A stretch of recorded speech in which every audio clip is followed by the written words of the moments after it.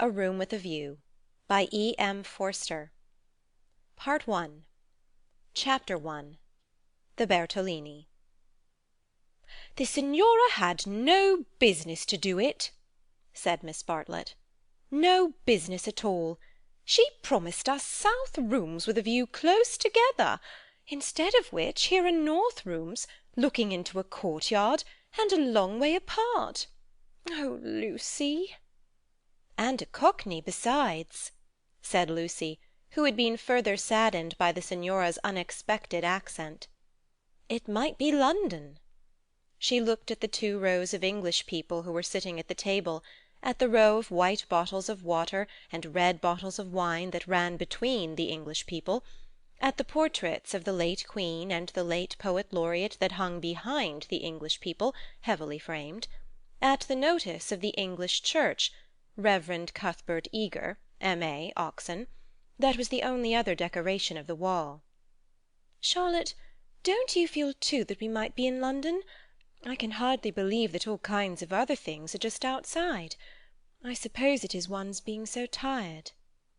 "This meat has surely been used for soup," said Miss Bartlett, laying down her fork. "I want so to see the Arno. The rooms the Signora promised us in her letter would have overlooked the Arno. The Signora had no business to do it at all. Oh, it is a shame." "Any nook does for me," Miss Bartlett continued. "But it does seem hard that you shouldn't have a view." Lucy felt that she had been selfish. "Charlotte, you mustn't spoil me. Of course you must look over the Arno too. I meant that. The first vacant room in the front." "You must have it," said Miss Bartlett, part of whose travelling expenses were paid by Lucy's mother, a piece of generosity to which she made many a tactful allusion. "No, no, you must have it." "I insist on it. Your mother would never forgive me, Lucy." "She would never forgive me." The ladies' voices grew animated, and, if the sad truth be owned, a little peevish. They were tired, and under the guise of unselfishness they wrangled. Some of their neighbours interchanged glances, and one of them, one of the ill-bred people whom one does meet abroad, leant forward over the table and actually intruded into their argument. He said, "I have a view. I have a view." Miss Bartlett was startled. Generally, at a pension, people looked them over for a day or two before speaking, and often did not find out that they would do till they had gone. She knew that the intruder was ill-bred even before she glanced at him. He was an old man, of heavy build, with a fair shaven face and large eyes. There was something childish in those eyes, though it was not the childishness of senility. What exactly it was, Miss Bartlett did not stop to consider, for her glance passed on to his clothes. These did not attract her. He was probably trying to become acquainted with them before they got into the swim.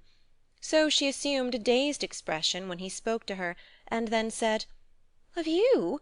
Oh, a view! How delightful a view is!" "This is my son," said the old man. "His name's George. He has a view too." "Ah!" said Miss Bartlett, repressing Lucy, who was about to speak.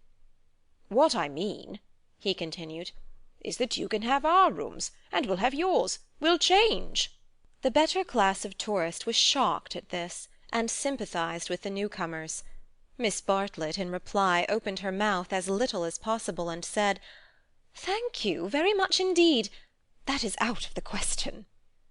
"Why?" said the old man, with both fists on the table. "Because it is quite out of the question, thank you." "You see, we don't like to take—" began Lucy.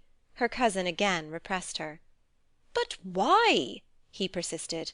"Women like looking at a view. Men don't." And he thumped with his fists like a naughty child, and turned to his son, saying, "George, persuade them." "It's so obvious they should have the rooms," said the son. "There's nothing else to say." He did not look at the ladies as he spoke, but his voice was perplexed and sorrowful. Lucy, too, was perplexed, but she saw that they were in for what is known as "quite a scene," and she had an odd feeling that whenever these ill-bred tourists spoke, the contest widened and deepened till it dealt, not with rooms and views, but with—well, with something quite different, whose existence she had not realized before. Now the old man attacked Miss Bartlett almost violently. Why should she not change? What possible objection had she? They would clear out in half an hour. Miss Bartlett, though skilled in the delicacies of conversation, was powerless in the presence of brutality. It was impossible to snub any one so gross. Her face reddened with displeasure. She looked around, as much as to say, "Are you all like this?" And two little old ladies, who were sitting further up the table with shawls hanging over the backs of the chairs, looked back, clearly indicating, "We are not. We are genteel." "Eat your dinner, dear," she said to Lucy, and began to toy again with the meat that she had once censured. Lucy mumbled that those seemed very odd people opposite. "Eat your dinner, dear. This pension is a failure. To-morrow we will make a change."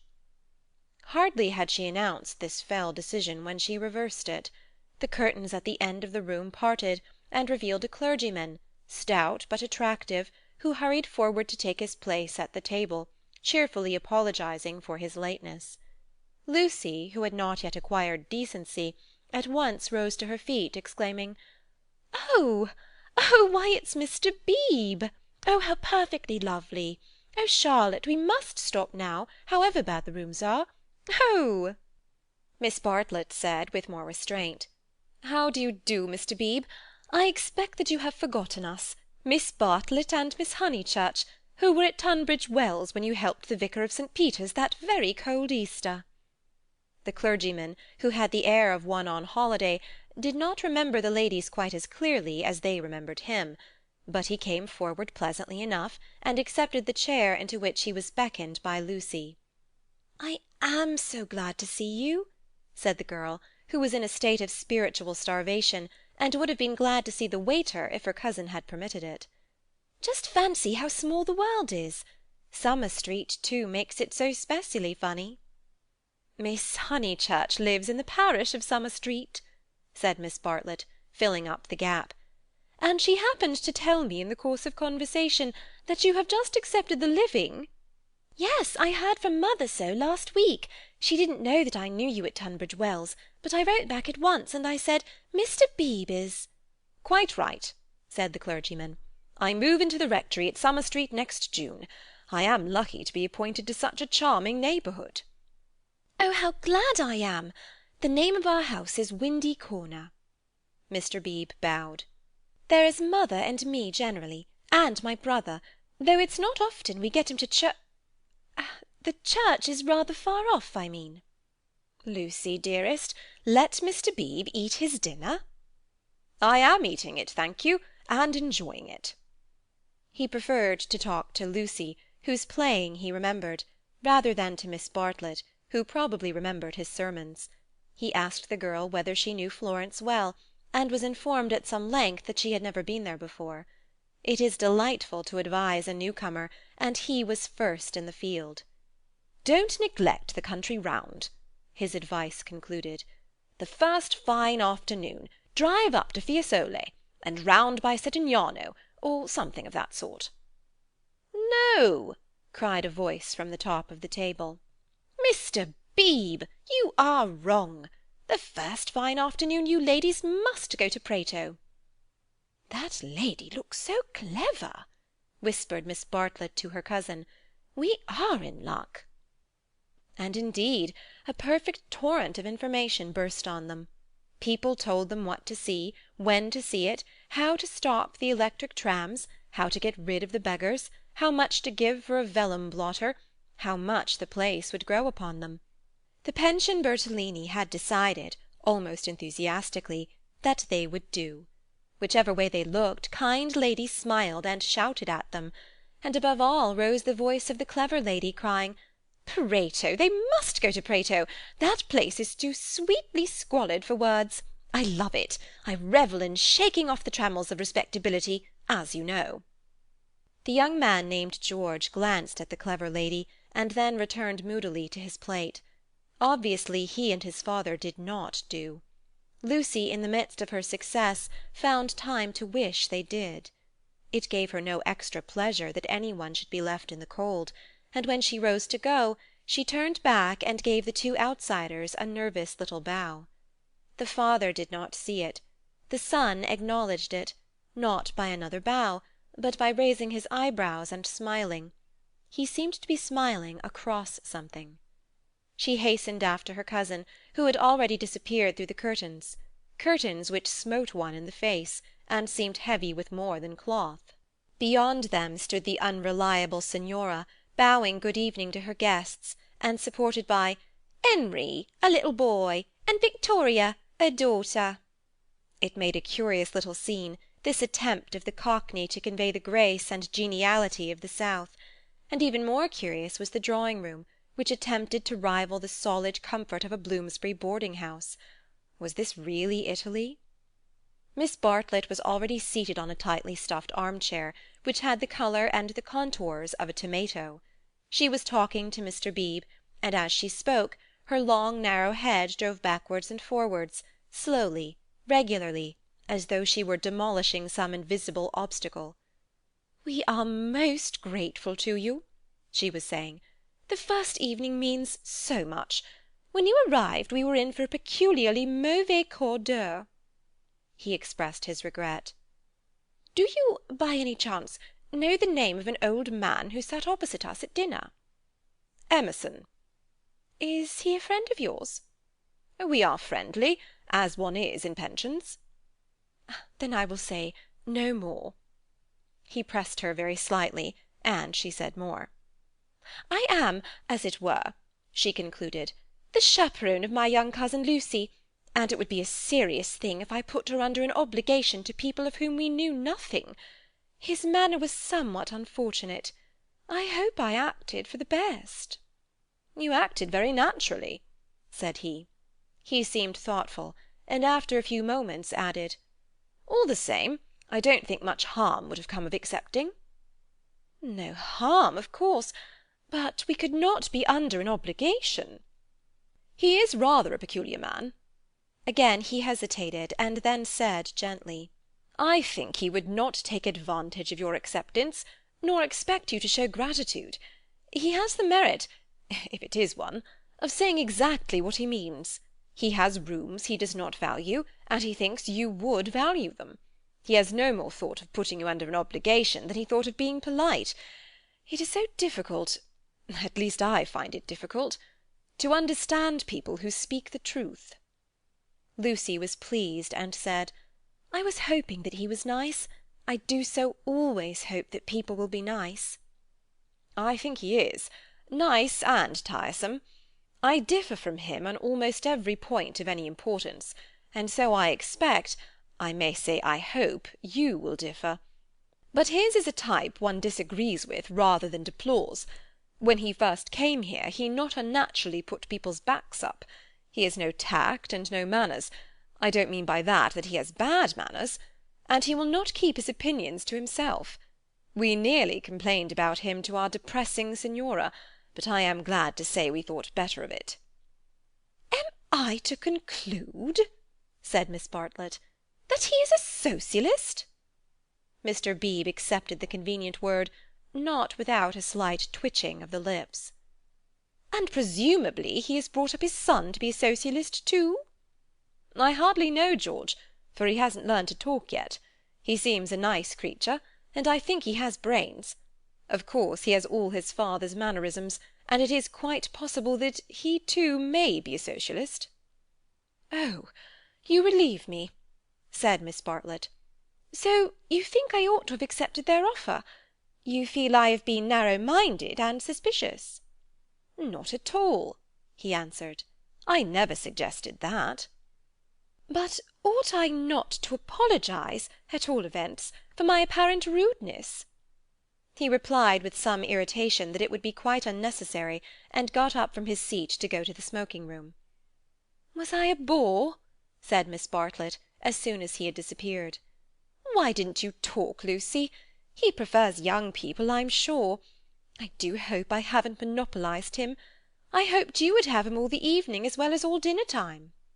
"He is nice," exclaimed Lucy. "Just what I remember. He seems to see good in every one. No one would take him for a clergyman." "My dear Lucia!" "Well, you know what I mean. And you know how clergymen generally laugh. Mr. Beebe laughs just like an ordinary man." "Funny girl! How you do remind me of your mother!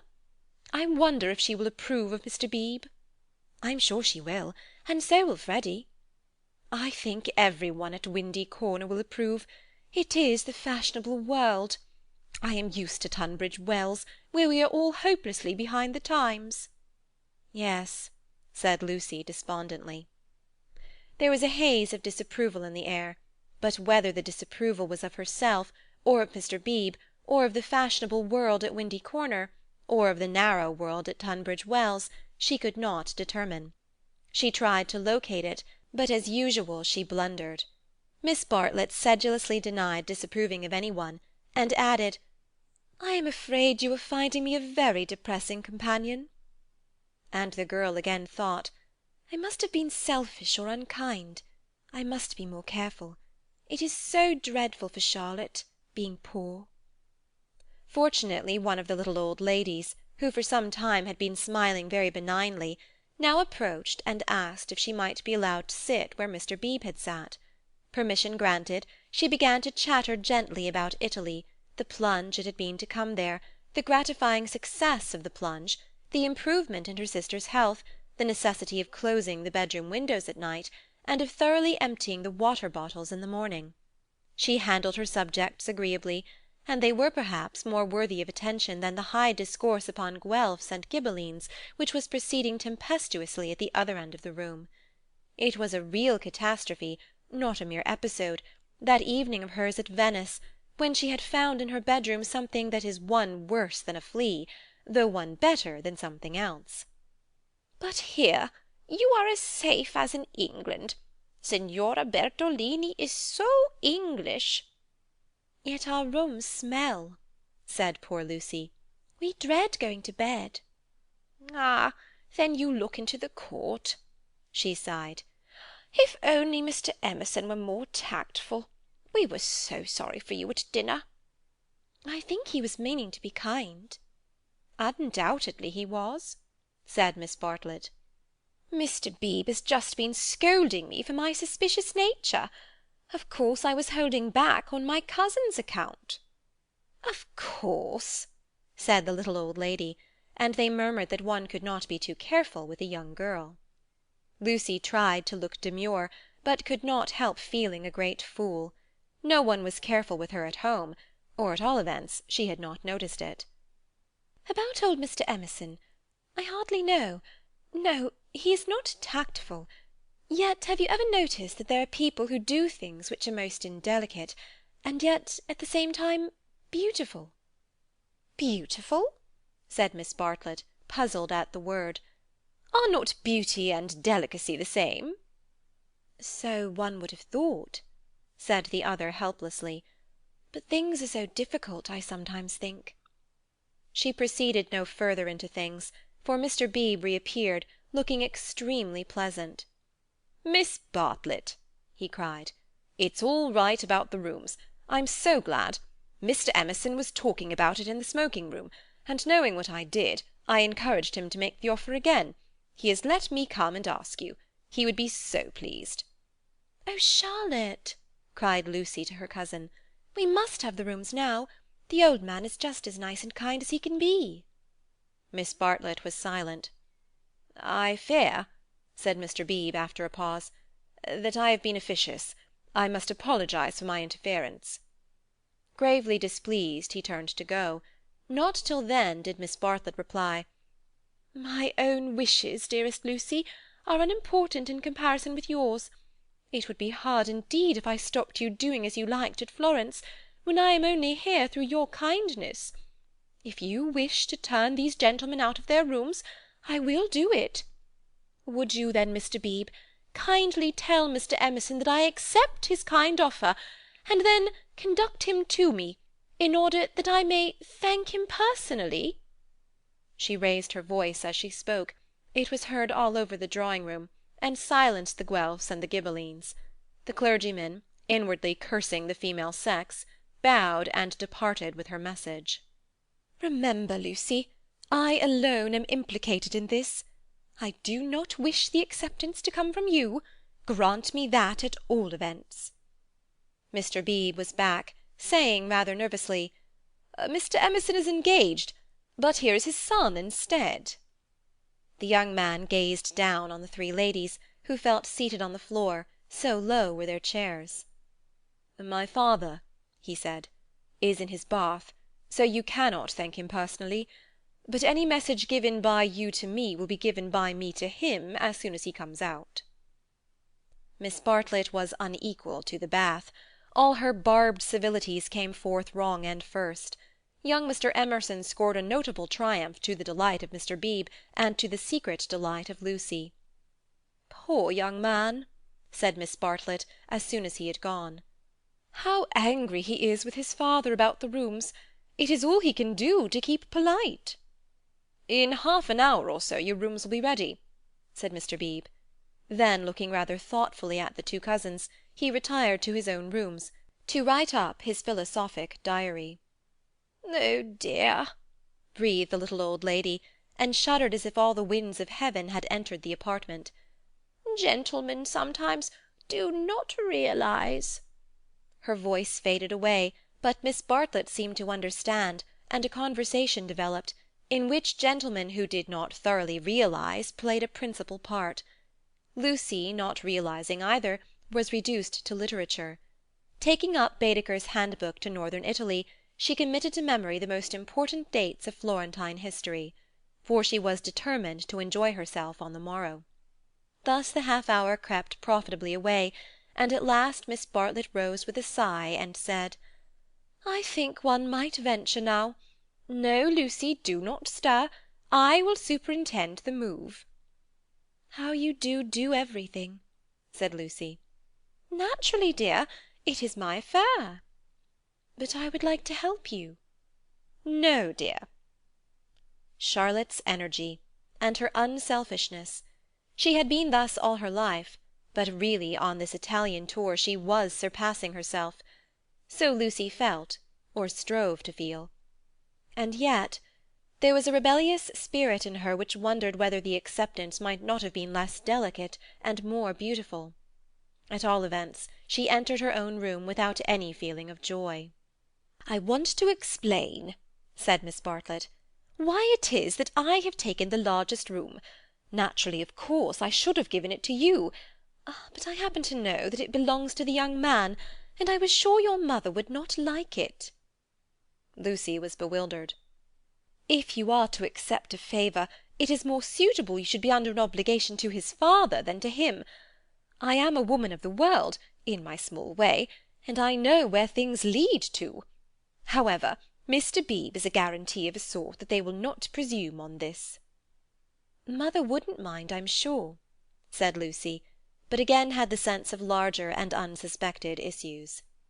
Miss Bartlett only sighed, and enveloped her in a protecting embrace as she wished her good night. It gave Lucy the sensation of a fog, and when she reached her own room, she opened the window and breathed the clean night air, thinking of the kind old man who had enabled her to see the lights dancing in the Arno, and the cypresses of San Miniato, and the foothills of the Apennines, black against the rising moon. Miss Bartlett, in her room, fastened the window-shutters and locked the door, and then made a tour of the apartment to see where the cupboards led, and whether there were any oubliettes or secret entrances. It was then that she saw, pinned up over the washstand, a sheet of paper, on which was scrawled an enormous note of interrogation, nothing more. "What does it mean?" she thought, and she examined it carefully by the light of a candle. Meaningless at first, it gradually became menacing, obnoxious, portentous with evil. She was seized with an impulse to destroy it, but fortunately remembered that she had no right to do so, since it must be the property of young Mr. Emerson. So she unpinned it carefully, and put it between two pieces of blotting-paper to keep it clean for him. Then she completed her inspection of the room, sighed heavily, according to her habit, and went to bed. Chapter 2. In Santa Croce with no Baedeker. It was pleasant to wake up in Florence, to open the eyes upon a bright bare room, with a floor of red tiles which look clean, though they are not, with a painted ceiling whereon pink griffins and blue amorini sport in a forest of yellow violins and bassoons. It was pleasant, too, to fling wide the windows, pinching the fingers in unfamiliar fastenings, to lean out into sunshine with beautiful hills and trees and marble churches opposite, and close below, the Arno, gurgling against the embankment of the road. Over the river men were at work with spades and sieves on the sandy foreshore, and on the river was a boat, also diligently employed for some mysterious end. An electric tram came rushing underneath the window. No one was inside it, except one tourist, but its platforms were overflowing with Italians, who preferred to stand. Children tried to hang on behind, and the conductor, with no malice, spat in their faces to make them let go. Then soldiers appeared, good-looking, undersized men, wearing each a knapsack covered with mangy fur, and a greatcoat which had been cut for some larger soldier. Beside them walked officers, looking foolish and fierce, and before them went little boys, turning somersaults in time with the band. The tram-car became entangled in their ranks, and moved on painfully, like a caterpillar in a swarm of ants. One of the little boys fell down, and some white bullocks came out of an archway. Indeed, if it had not been for the good advice of an old man who was selling button-hooks, the road might never have got clear. Over such trivialities as these many a valuable hour may slip away, and the traveller who has gone to Italy to study the tactile values of Giotto or the corruption of the papacy may return remembering nothing but the blue sky and the men and women who live under it. So it was as well that Miss Bartlett should tap and come in, and having commented on Lucy's leaving the door unlocked, and on her leaning out of the window before she was fully dressed, should urge her to hasten herself, or the best of the day would be gone. By the time Lucy was ready her cousin had done her breakfast, and was listening to the clever lady among the crumbs. A conversation then ensued, on not unfamiliar lines. Miss Bartlett was, after all, a wee bit tired, and thought they had better spend the morning settling in, unless Lucy would at all like to go out? Lucy would rather like to go out, as it was her first day in Florence, but of course she could go alone. Miss Bartlett could not allow this. Of course she would accompany Lucy everywhere. Oh, certainly not. Lucy would stop with her cousin. Oh, no, that would never do. Oh, yes. At this point the clever lady broke in. "If it is Mrs. Grundy who is troubling you, I do assure you that you can neglect the good person. Being English, Miss Honeychurch will be perfectly safe. Italians understand. A dear friend of mine, Contessa Baroncelli, has 2 daughters, and when she cannot send a maid to school with them, she lets them go in sailor hats instead. Everyone takes them for English, you see, especially if their hair is strained tightly behind." Miss Bartlett was unconvinced by the safety of Contessa Baroncelli's daughters. She was determined to take Lucy herself, her head not being so very bad. The clever lady then said that she was going to spend a long morning in Santa Croce, and if Lucy would come too, she would be delighted. "I will take you by a dear dirty back way, Miss Honeychurch, and if you bring me luck we shall have an adventure." Lucy said that this was most kind, and at once opened the Baedeker to see where Santa Croce was. "Ah, tut, tut, Miss Lucy, I hope we shall soon emancipate you from Baedeker. He does but touch the surface of things. As to the true Italy, he does not even dream of it. The true Italy is only to be found by patient observation." This sounded very interesting, and Lucy hurried over her breakfast and started with her new friend in high spirits. Italy was coming at last. The Cockney signora and her works had vanished like a bad dream. Miss Lavish, for that was the clever lady's name, turned to the right along the sunny Lungarno. How delightfully warm! But a wind down the side streets that cut like a knife, didn't it? Ponte alla Grazia, particularly interesting, mentioned by Dante. San Miniato, beautiful as well as interesting, the crucifix that kissed a murderer. Miss Honeychurch would remember the story. The men on the river were fishing. Untrue, but then so is most information. Then Miss Lavish darted under the archway of the White Bullocks, and she stopped, and she cried, "A smell! A true Florentine smell! Every city, let me teach you, has its own smell." "Is it a very nice smell?" said Lucy, who had inherited from her mother a distaste to dirt. "One doesn't come to Italy for niceness," was the retort. "One comes for life. Buongiorno, buongiorno," bowing right and left. "Look at that adorable wine-cart. How the driver stares at us, dear simple soul!"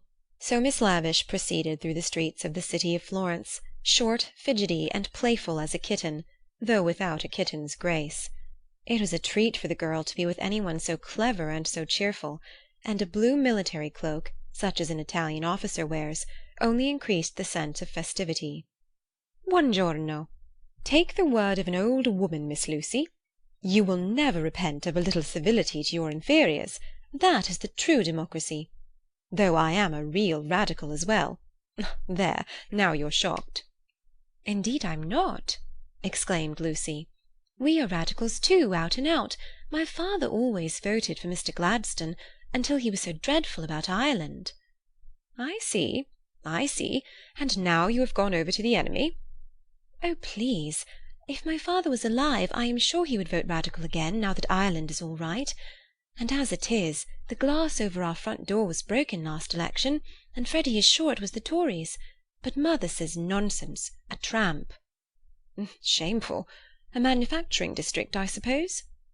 "No, in the Surrey Hills, about 5 miles from Dorking, looking over the Weald." Miss Lavish seemed interested, and slackened her trot. "What a delightful part! I know it so well. It is full of the very nicest people. Do you know Sir Harry Otway? A radical if ever there was." "Very well indeed." "And old Mrs. Butterworth, the philanthropist?" "Why, she rents a field of us. How funny!" Miss Lavish looked at the narrow ribbon of sky and murmured, "Oh, you have property in Surrey?" "Hardly any," said Lucy, fearful of being thought a snob. "Only 30 acres, just the garden, all downhill, and some fields." Miss Lavish was not disgusted, and said it was just the size of her aunt's Suffolk estate. Italy receded. They tried to remember the last name of Lady Louisa someone, who had taken a house near Summer Street the other year, but she had not liked it, which was odd of her. And just as Miss Lavish had got the name she broke off and exclaimed, Bless us and save us! We've lost the way." Certainly they had seemed a long time in reaching Santa Croce, the tower of which had been plainly visible from the landing window, but Miss Lavish had said so much about knowing her Florence by heart that Lucy had followed her with no misgivings. Lost! My dear Miss Lucy, during our political diatribes we have taken a wrong turning. How those horrid Conservatives would jeer at us! What are we to do? 2 lone females in an unknown town.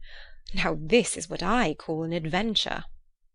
Lucy, who wanted to see Santa Croce, suggested as a possible solution that they should ask the way there. "Oh, but that is the word of a craven. And no, you are not to look at your Baedeker. Give it to me. I shan't let you carry it. We will simply drift."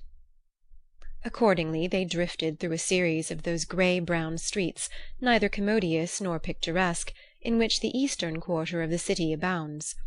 Lucy soon lost interest in the discontent of Lady Louisa, and became discontented herself. For one ravishing moment Italy appeared. She stood in the square of the Annunziata, and saw in the living terra-cotta those divine babies whom no cheap reproduction can ever stale. There they stood, with their shining limbs bursting from the garments of charity, and their strong white arms extended against circlets of heaven. Lucy thought she had never seen anything more beautiful. But Miss Lavish, with a shriek of dismay, dragged her forward, declaring that they were out of their path now by at least a mile. The hour was approaching at which the continental breakfast begins, or rather ceases, to tell, and the ladies bought some hot chestnut paste out of a little shop, because it looked so typical. It tasted partly of the paper in which it was wrapped, partly of hair-oil, partly of the great unknown. But it gave them strength to drift into another piazza, large and dusty, on the farther side of which rose a black and white facade of surpassing ugliness. Miss Lavish spoke to it dramatically. It was Santa Croce. The adventure was over. "Stop a minute. Let those two people go on, or I shall have to speak to them. I do detest conventional intercourse. Nasty. They are going into the church too. Oh, the British are abroad." "We sat opposite them at dinner last night. They have given us their rooms. They were so very kind." "Look at their figures," laughed Miss Lavish. "They walk through my Italy like a pair of cows. It's very naughty of me, but I would like to set an examination paper at Dover, and turn back every tourist who couldn't pass it."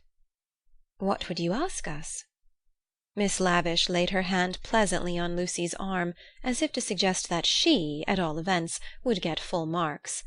In this exalted mood they reached the steps of the great church, and were about to enter it when Miss Lavish stopped, squeaked, flung up her arms, and cried, "There goes my local colour-box. I must have a word with him." And in a moment she was away over the piazza, her military cloak flapping in the wind, nor did she slacken speed till she caught up with an old man with white whiskers, and nipped him playfully upon the arm. Lucy waited for nearly 10 minutes. Then she began to get tired. The beggars worried her, the dust blew in her eyes, and she remembered that a young girl ought not to loiter in public places. She descended slowly into the piazza, with the intention of rejoining Miss Lavish, who was really almost too original. But at that moment Miss Lavish and her local colour-box moved also, and disappeared down a side street, both gesticulating largely. Tears of indignation came to Lucy's eyes, partly because Miss Lavish had jilted her, partly because she had taken her Baedeker. How could she find her way home? How could she find her way about in Santa Croce? Her first morning was ruined, and she might never be in Florence again. A few minutes ago she had been all high spirits, talking as a woman of culture, and half persuading herself that she was full of originality. Now she entered the church depressed and humiliated, not even able to remember whether it was built by the Franciscans or the Dominicans. Of course it must be a wonderful building, but how like a barn, and how very cold! Of course it contained frescoes by Giotto, in the presence of whose tactile value she was capable of feeling what was proper, but who was to tell her which they were? She walked about disdainfully, unwilling to be enthusiastic over monuments of uncertain authorship or date. There was no one even to tell her which, of all the sepulchral slabs that paved the nave and transepts, was the one that was really beautiful, the one that had been most praised by Mr. Ruskin. Then the pernicious charm of Italy worked on her, and instead of acquiring information, she began to be happy. She puzzled out the Italian notices, the notice that forbade people to introduce dogs into the church, the notice that prayed people, in the interests of health and out of respect to the sacred edifice in which they found themselves, not to spit. She watched the tourists. Their noses were as red as their Baedekers, so cold was Santa Croce. She beheld the horrible fate that overtook 3 papists, 2 he-babies and a she-baby, who began their career by sousing each other with the holy water, and then proceeded to the Machiavelli memorial, dripping but hallowed. Advancing towards it very slowly, and from immense distances, they touched the stone with their fingers, with their handkerchiefs, with their heads, and then retreated. What could this mean? They did it again and again. Then Lucy realized that they had mistaken Machiavelli for some saint, and by continual contact with his shrine were hoping to acquire virtue. Punishment followed quickly. The smallest he-baby stumbled over one of the sepulchral slabs so much admired by Mr. Ruskin, and entangled his feet in the features of a recumbent bishop. Protestant as she was, Lucy darted forward. She was too late. He fell heavily upon the prelate's upturned toes. "Hateful bishop!" exclaimed the voice of old Mr. Emerson, who had darted forward also. "Hard in life, hard in death. Go out into the sunshine, little boy, and kiss your hand to the sun, for that is where you ought to be. Intolerable bishop!" The child screamed frantically at these words, and at these dreadful people who picked him up, dusted him, rubbed his bruises, and told him not to be superstitious. "Look at him," said Mr. Emerson to Lucy. "Here's a mess, a baby hurt, cold, and frightened. But what else can you expect from a church?" The child's legs had become as melting wax. Each time that old Mr. Emerson and Lucy set it erect, it collapsed with a roar. Fortunately, an Italian lady, who ought to have been saying her prayers, came to the rescue. By some mysterious virtue which mothers alone possess, she stiffened the little boy's backbone and imparted strength to his knees. He stood. Still gibbering with agitation, he walked away. "You are a clever woman," said Mr. Emerson. "You have done more than all the relics in the world. I am not of your creed, but I do believe in those who make their fellow creatures happy. There is no scheme of the universe—" He paused for a phrase. "Niente," said the Italian lady, and returned to her prayers.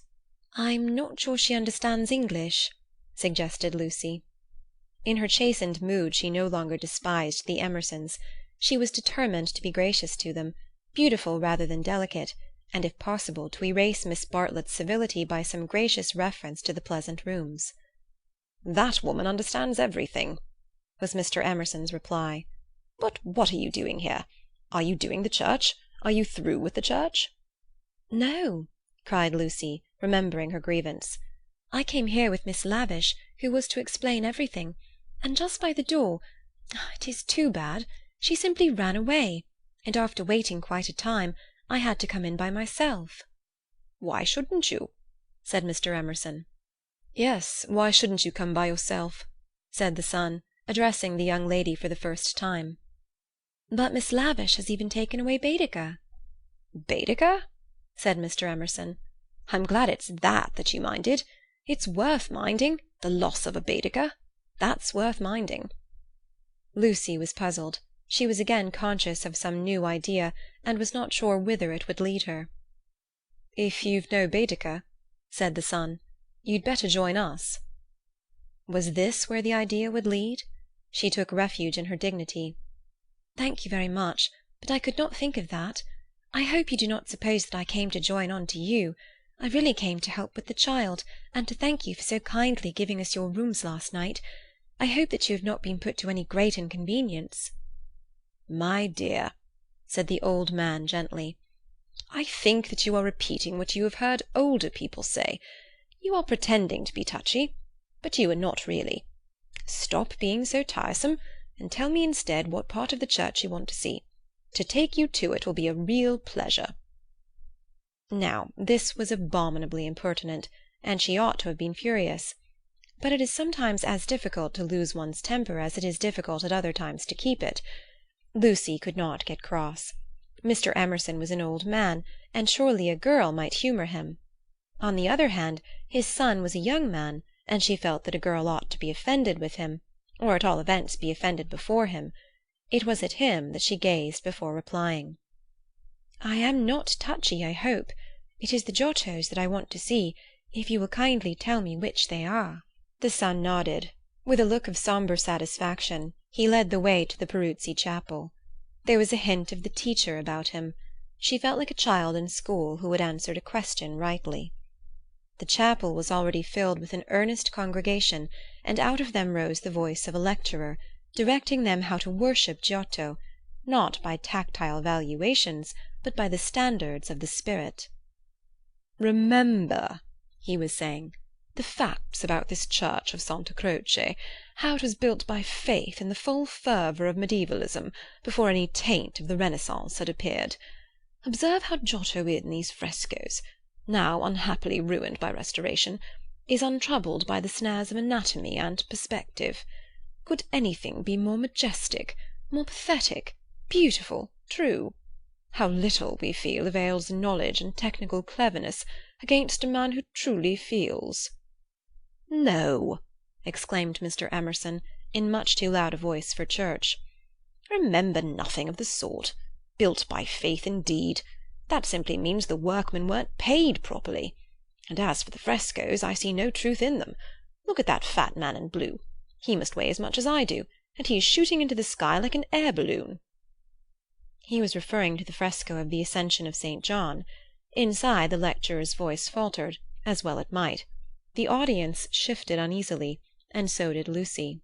She was sure that she ought not to be with these men, but they had cast a spell over her. They were so serious and so strange that she could not remember how to behave. "Now did this happen, or didn't it? Yes or no?" George replied. "It happened like this, if it happened at all. I would rather go up to heaven by myself than be pushed by cherubs, and if I got there I should like my friends to lean out of it, just as they do here." "You will never go up," said his father. "You and I, dear boy, will lie at peace in the earth that bore us, and our names will disappear as surely as our work survives." "Some of the people can only see the empty grave, not the saint, whoever he is, going up. It did happen like that, if it happened at all." "Pardon me," said a frigid voice. "The chapel is somewhat small for two parties. We will incommode you no longer." The lecturer was a clergyman, and his audience must also be his flock, for they held prayer-books as well as guide-books in their hands. They filed out of the chapel in silence. Amongst them were the two little old ladies of the Pension Bertolini, Miss Teresa and Miss Catherine Allen. "Stop!" cried Mr. Emerson. "There's plenty of room for us all. Stop!" The procession disappeared without a word. Soon the lecturer could be heard in the next chapel, describing the life of St. Francis. "George, I do believe that clergyman is the Brixton curate." George went into the next chapel and returned, saying, "Perhaps he is. I don't remember." "Then I had better speak to him and remind him who I am. It's that Mr. Eager. Why did he go? Did we talk too loud? How vexatious. I shall go and say we are sorry. Hadn't I better? Then perhaps he will come back." "He will not come back," said George. But Mr. Emerson, contrite and unhappy, hurried away to apologize to the Reverend Cuthbert Eager.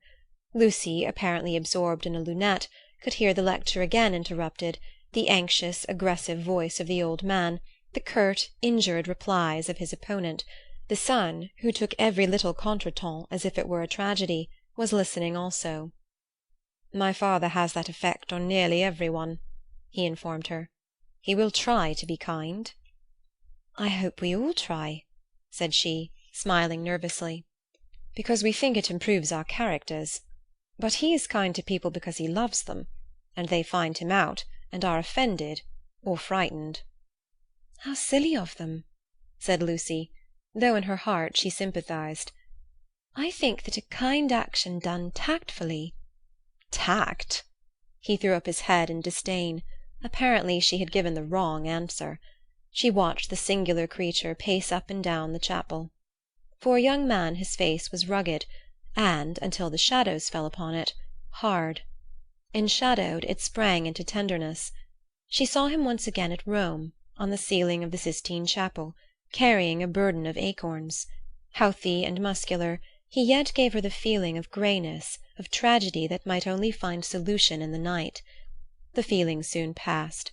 It was unlike her to have entertained anything so subtle. Born of silence and of unknown emotion, it passed when Mr. Emerson returned, and she could re-enter the world of rapid talk, which was alone familiar to her. "Were you snubbed?"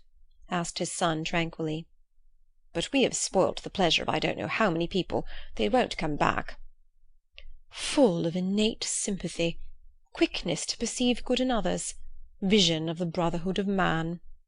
Scraps of the lecture on St. Francis came floating round the partition wall. "Don't let us spoil yours," he continued to Lucy. "Have you looked at those saints?" "Yes," said Lucy. "They are lovely. Do you know which is the tombstone that is praised in Ruskin?" He did not know, and suggested that they should try to guess it. George, rather to her relief, refused to move, and she and the old man wandered not unpleasantly about Santa Croce, which, though it is like a barn, has harvested many beautiful things inside its walls.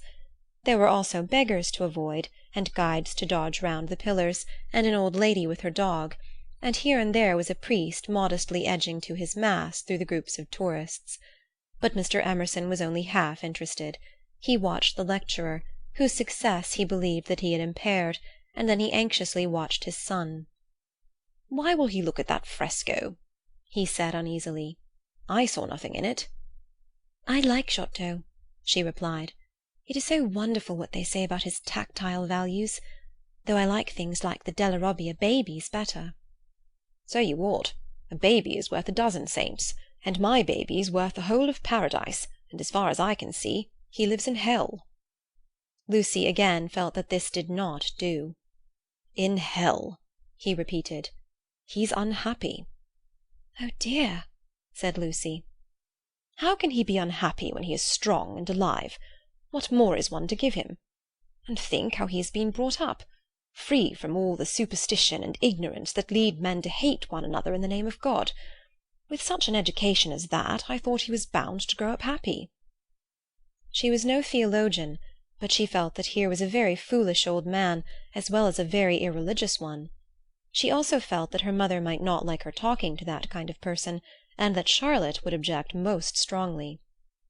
"What are we to do with him?" he asked. "He comes out for his holiday to Italy and behaves like that, like the little child who ought to have been playing, and who hurt himself upon the tombstone. Eh? What did you say?" Lucy had made no suggestion. Suddenly he said, "Now don't be stupid over this. I don't require you to fall in love with my boy, but I do think you might try and understand him. You are nearer his age, and if you let yourself go, I'm sure you are sensible. You might help me. He has known so few women, and you have the time. You stop here several weeks, I suppose. But let yourself go. You are inclined to get muddled, if I may judge from last night. Let yourself go. Pull out from the depths those thoughts that you do not understand, and spread them out in the sunlight and know the meaning of them. By understanding George, you may learn to understand yourself. It'll be good for both of you." To this extraordinary speech Lucy found no answer. "I only know what it is that's wrong with him, not why it is." "And what is it?" asked Lucy fearfully, expecting some harrowing tale. "The old trouble. Things won't fit." "What things?" "The things of the universe. It is quite true, they don't." "Oh, Mr. Emerson, whatever do you mean?" In his ordinary voice, so that she scarcely realized he was quoting poetry, he said, From eve and morning, and yon 12-winded sky, the stuff of life to knit me blew hither. Here am I. George and I both know this, but why does it distress him? We know that we come from the winds, and that we shall return to them, that all life is perhaps a knot, a tangle, a blemish in the eternal smoothness. But why should this make us unhappy? Let us rather love one another, and work and rejoice. I don't believe in this world sorrow." Miss Honeychurch assented. "Then make my boy think like us. Make him realize that by the side of the everlasting why there is a yes, a transitory yes, if you like, but a yes." Suddenly she laughed. Surely one ought to laugh. A young man melancholy because the universe wouldn't fit, because life was a tangle or a wind or a yes, or something. "I'm very sorry," she cried. "You'll think me unfeeling, but—" Then she became matronly.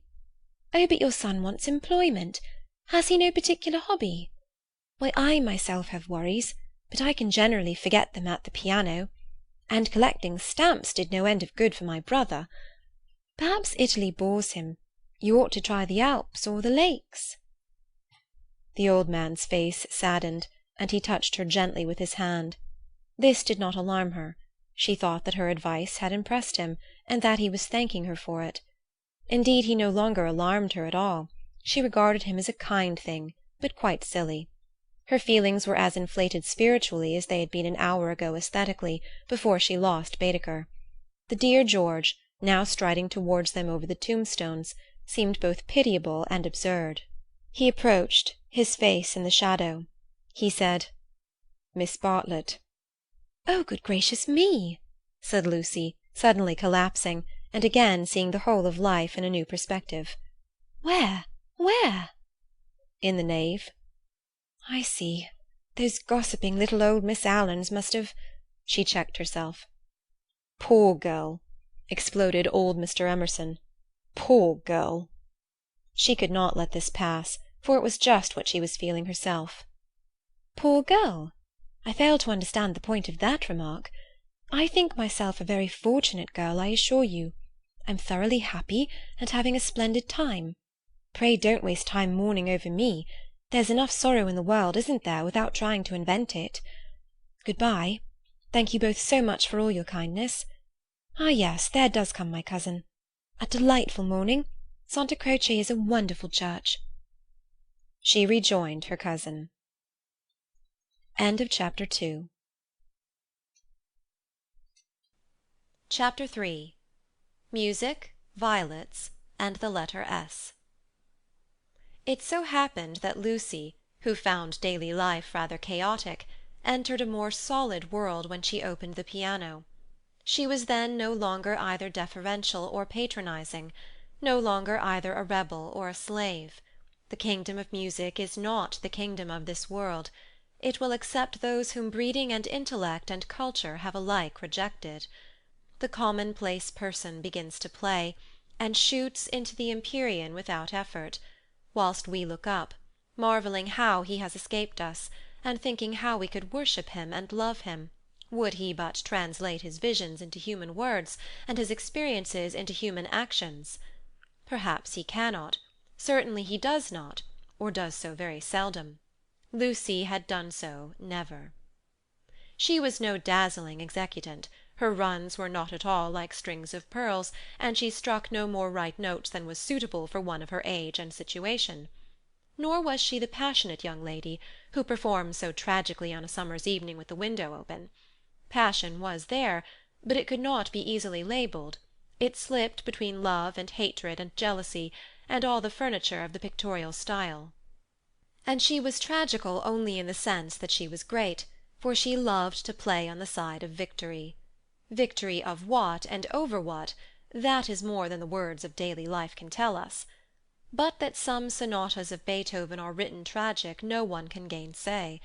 Yet they can triumph or despair as the player decides, and Lucy had decided that they should triumph. A very wet afternoon at the Bertolini permitted her to do the thing she really liked, and after lunch she opened the little draped piano. A few people lingered round and praised her playing, but finding that she made no reply, dispersed to their rooms to write up their diaries or to sleep. She took no notice of Mr. Emerson looking for his son, nor of Miss Bartlett looking for Miss Lavish, nor of Miss Lavish looking for her cigarette-case. Like every true performer, she was intoxicated by the mere feel of the notes. They were fingers caressing her own, and by touch, not by sound alone, did she come to her desire. Mr. Beebe, sitting unnoticed in the window, pondered this illogical element in Miss Honeychurch, and recalled the occasion at Tunbridge Wells when he had discovered it. It was at one of those entertainments where the upper classes entertain the lower. The seats were filled with a respectful audience, and the ladies and gentlemen of the parish, under the auspices of their vicar, sang or recited or imitated the drawing of a champagne cork. Among the promised items was Miss Honeychurch, piano, Beethoven. And Mr. Beebe was wondering whether it would be Adelaida or the March of the Ruins of Athens, when his composure was disturbed by the opening bars of Opus 3. He was in suspense all through the introduction, for not until the pace quickens does one know what the performer intends. With the roar of the opening theme he knew that things were going extraordinarily. In the chords that herald the conclusion he heard the hammer strokes of victory.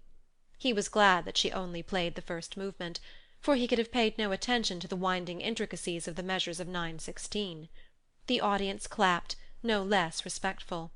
It was Mr. Beebe who started the stamping. It was all that one could do. "Who is she?" he asked the vicar afterwards.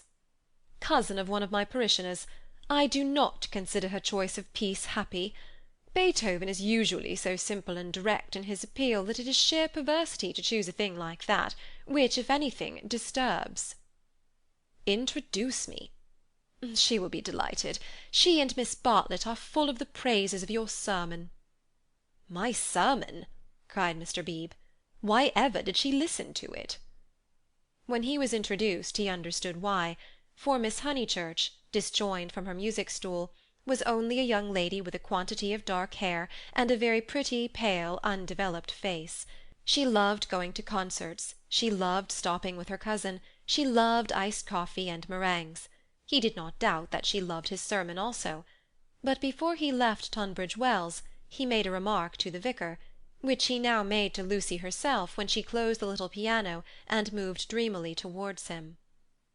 "If Miss Honeychurch ever takes to live as she plays, it will be very exciting, both for us and for her."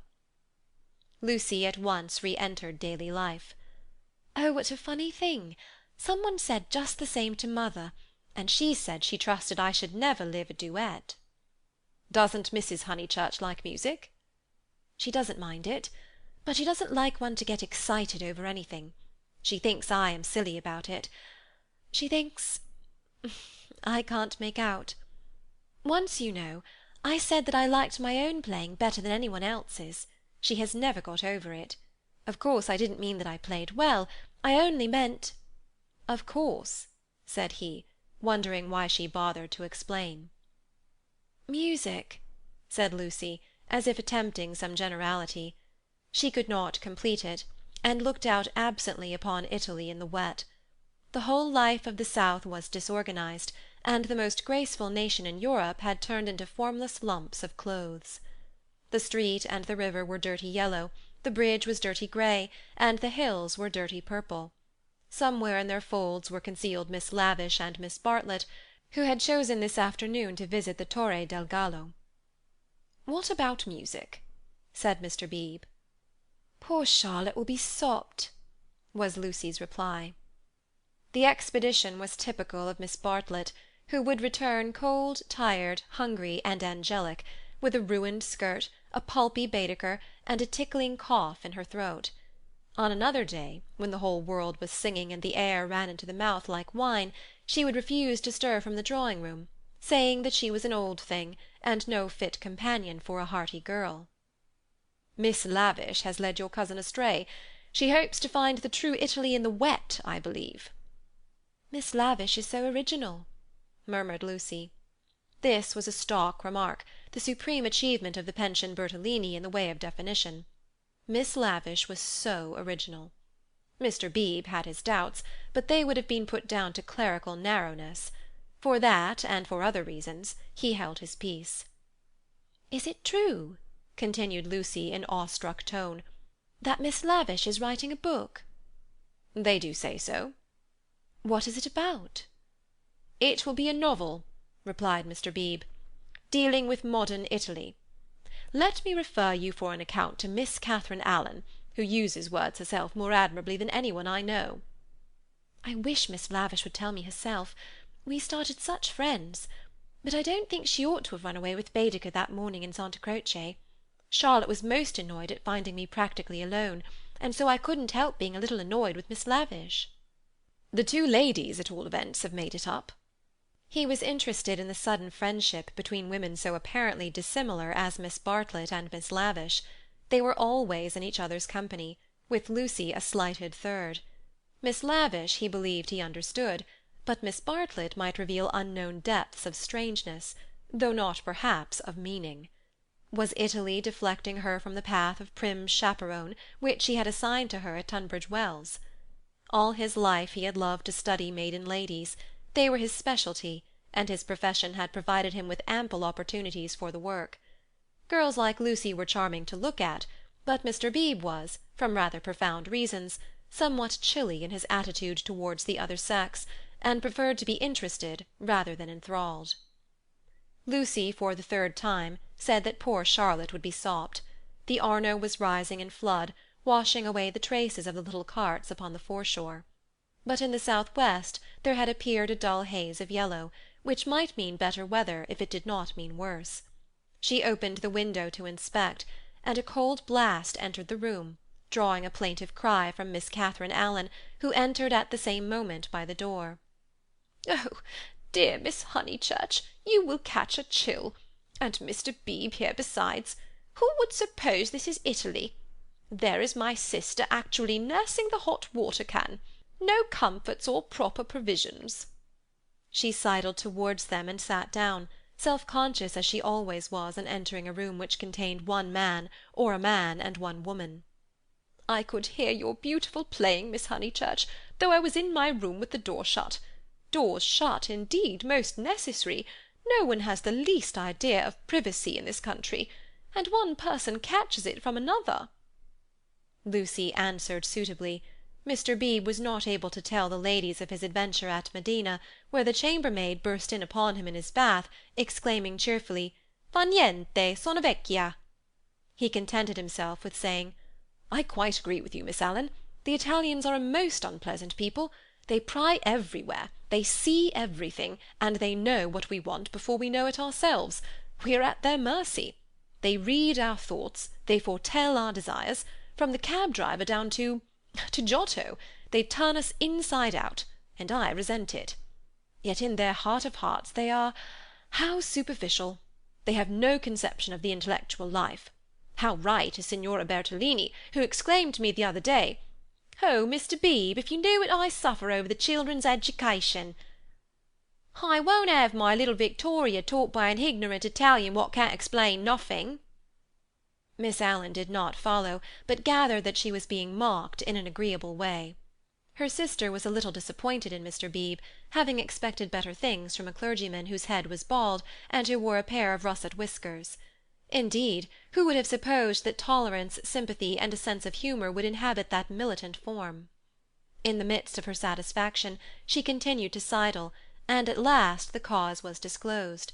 From the chair beneath her she extracted a gun-metal cigarette-case, on which were powdered in turquoise the initials E.L. "That belongs to Lavish," said the clergyman. "A good fellow, Lavish, but I wish she'd start a pipe." "Oh, Mr. Beebe!" said Miss Allen, divided between awe and mirth. "Indeed, though it is dreadful for her to smoke, it is not quite as dreadful as you suppose. She took to it, practically in despair, after her life's work was carried away in a landslip. Surely that makes it more excusable." "What was that?" asked Lucy. Mr. Beebe sat back complacently, and Miss Allen began as follows. "It was a novel, and I am afraid, from what I can gather, not a very nice novel. It is so sad when people who have abilities misuse them, and I must say they nearly always do. Anyhow, she left it almost finished in the grotto of the Calvary at the Cappuccini Hotel at Amalfi while she went for a little ink. She said, 'Can I have a little ink, please?' But you know what Italians are. And meanwhile the grotto fell roaring on to the beach, and the saddest thing of all is that she cannot remember what she has written. The poor thing was very ill after it, and so got tempted into cigarettes. It is a great secret, but I am glad to say that she is writing another novel. She told Teresa and Miss Pole the other day that she had got up all the local colour. This novel is to be about modern Italy, the other was historical. But that she could not start till she had an idea. First she tried Perugia for an inspiration, then she came here. This must on no account get round. And so cheerful through it all. I cannot help thinking that there is something to admire in everyone, even if you do not approve of them." Miss Allen was always thus being charitable against her better judgment. A delicate pathos perfumed her disconnected remarks, giving them unexpected beauty, just as, in the decaying autumn woods, there sometimes rise odours reminiscent of spring. She felt she had made almost too many allowances, and apologized hurriedly for her toleration. "All the same, she is a little too—I hardly like to say unwomanly, but she behaved most strangely when the Emersons arrived." Mr. Beebe smiled as Miss Allen plunged into an anecdote which he knew she would be unable to finish in the presence of a gentleman. "I don't know, Miss Honeychurch, if you have noticed that Miss Pole, the lady who has so much yellow hair, takes lemonade. That old Mr. Emerson, who puts things very strangely." Her jaw dropped. She was silent. Mr. Beebe, whose social resources were endless, went out to order some tea, and she continued to Lucy in a hasty whisper, "Stomach! He warned Miss Pole of her stomach acidity, he called it, and he may have meant to be kind. I must say I forgot myself and laughed, it was so sudden. As Teresa truly said, it was no laughing matter. But the point is that Miss Lavish was positively attracted by his mentioning S., and said she liked plain speaking, and meeting different grades of thought.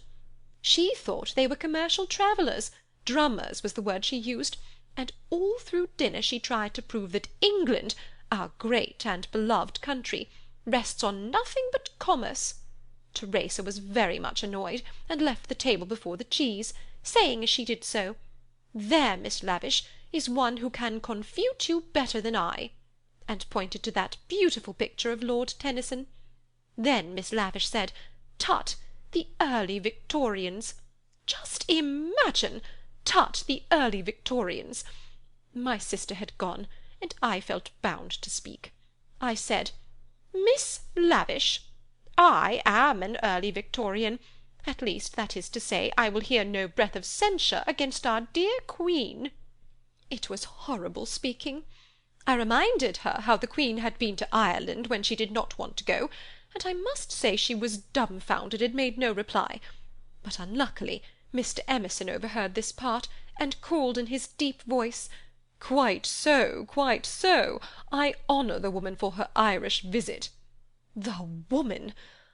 Oh, I tell things so badly, but you see what a tangle we were in by this time, all on account of S. having been mentioned in the first place. But that was not all. After dinner, Miss Lavish actually came up and said, "Miss Allen, I am going into the smoking-room to talk to those two nice men. Come too." Needless to say, I refused such an unsuitable invitation, and she had the impertinence to tell me that it would broaden my ideas, and said that she had 4 brothers, all university men, except one who was in the army, who always made a point of talking to commercial travellers. "Let me finish the story," said Mr. Beebe, who had returned. "Miss Lavish tried Miss Pole, myself, everyone, and finally said, 'I shall go alone.' She went. At the end of 5 minutes she returned unobtrusively with a green baize board, and began playing Patience." "Whatever happened?" cried Lucy. "No one knows. No one will ever know. Miss Lavish will never dare to tell, and Mr. Emerson does not think it worth telling." "Mr. Beebe, old Mr. Emerson, is he nice or not nice? I do so want to know." Mr. Beebe laughed, and suggested that she should settle the question for herself. "No, but it is so difficult. Sometimes he is so silly, and then I do not mind him. Miss Allen, what do you think? Is he nice?" The little old lady shook her head, and sighed disapprovingly. Mr. Beebe, whom the conversation amused, stirred her up by saying, "I consider that you are bound to class him as nice, Miss Allen, after that business of the violets." "Violets? Oh dear! Who told you about the violets? How do things get round? A pension is a bad place for gossips. No, I cannot forget how they behaved at Mr. Eager's lecture at Santa Croce. Oh, poor Miss Honeychurch! It really was too bad. No, I have quite changed. I do not like the Emersons. They are not nice." Mr. Beebe smiled nonchalantly. He had made a gentle effort to introduce the Emersons into Bertolini society, and the effort had failed. He was almost the only person who remained friendly to them. Miss Lavish, who represented intellect, was avowedly hostile, and now the Miss Allens, who stood for good breeding, were following her. Miss Bartlett, smarting under an obligation, would scarcely be civil. The case of Lucy was different. She had given him a hazy account of her adventures in Santa Croce, and he gathered that the 2 men had made a curious, and possibly concerted attempt to annex her, to show her the world from their own strange standpoint, to interest her in their private sorrows and joys. This was impertinent. He did not wish their cause to be championed by a young girl. He would rather it should fail. After all, he knew nothing about them, and pension joys, pension sorrows, are flimsy things, whereas Lucy would be his parishioner. Lucy, with one eye upon the weather, finally said that she thought the Emersons were nice, not that she saw anything of them now. Even their seats at dinner had been moved. "But aren't they always waylaying you to go out with them, dear?" said the little lady inquisitively. "Only once. Charlotte didn't like it and said something, quite politely, of course." "Most right of her. They don't understand our ways. They must find their level." Mr. Beebe rather felt that they had gone under. They had given up their attempt, if it was one, to conquer society, and now the father was almost as silent as the son. He wondered whether he would not plan a pleasant day for these folk before they left, some expedition perhaps, with Lucy well chaperoned to be nice to them. It was one of Mr. Beebe's chief pleasures to provide people with happy memories. Evening approached while they chatted. The air became brighter, the colours on the trees and hills were purified, and the Arno lost its muddy solidity and began to twinkle. There were a few streaks of bluish-green among the clouds, a few patches of watery light upon the earth, and then the dripping façade of San Miniato shone brilliantly in the declining sun. "Too late to go out," said Miss Allen in a voice of relief. "All the galleries are shut." "I think I shall go out," said Lucy. "I want to go round to the town in the circular tram, on the platform by the driver." Her two companions looked grave. Mr. Beebe, who felt responsible for her in the absence of Miss Bartlett, ventured to say, "I wish we could.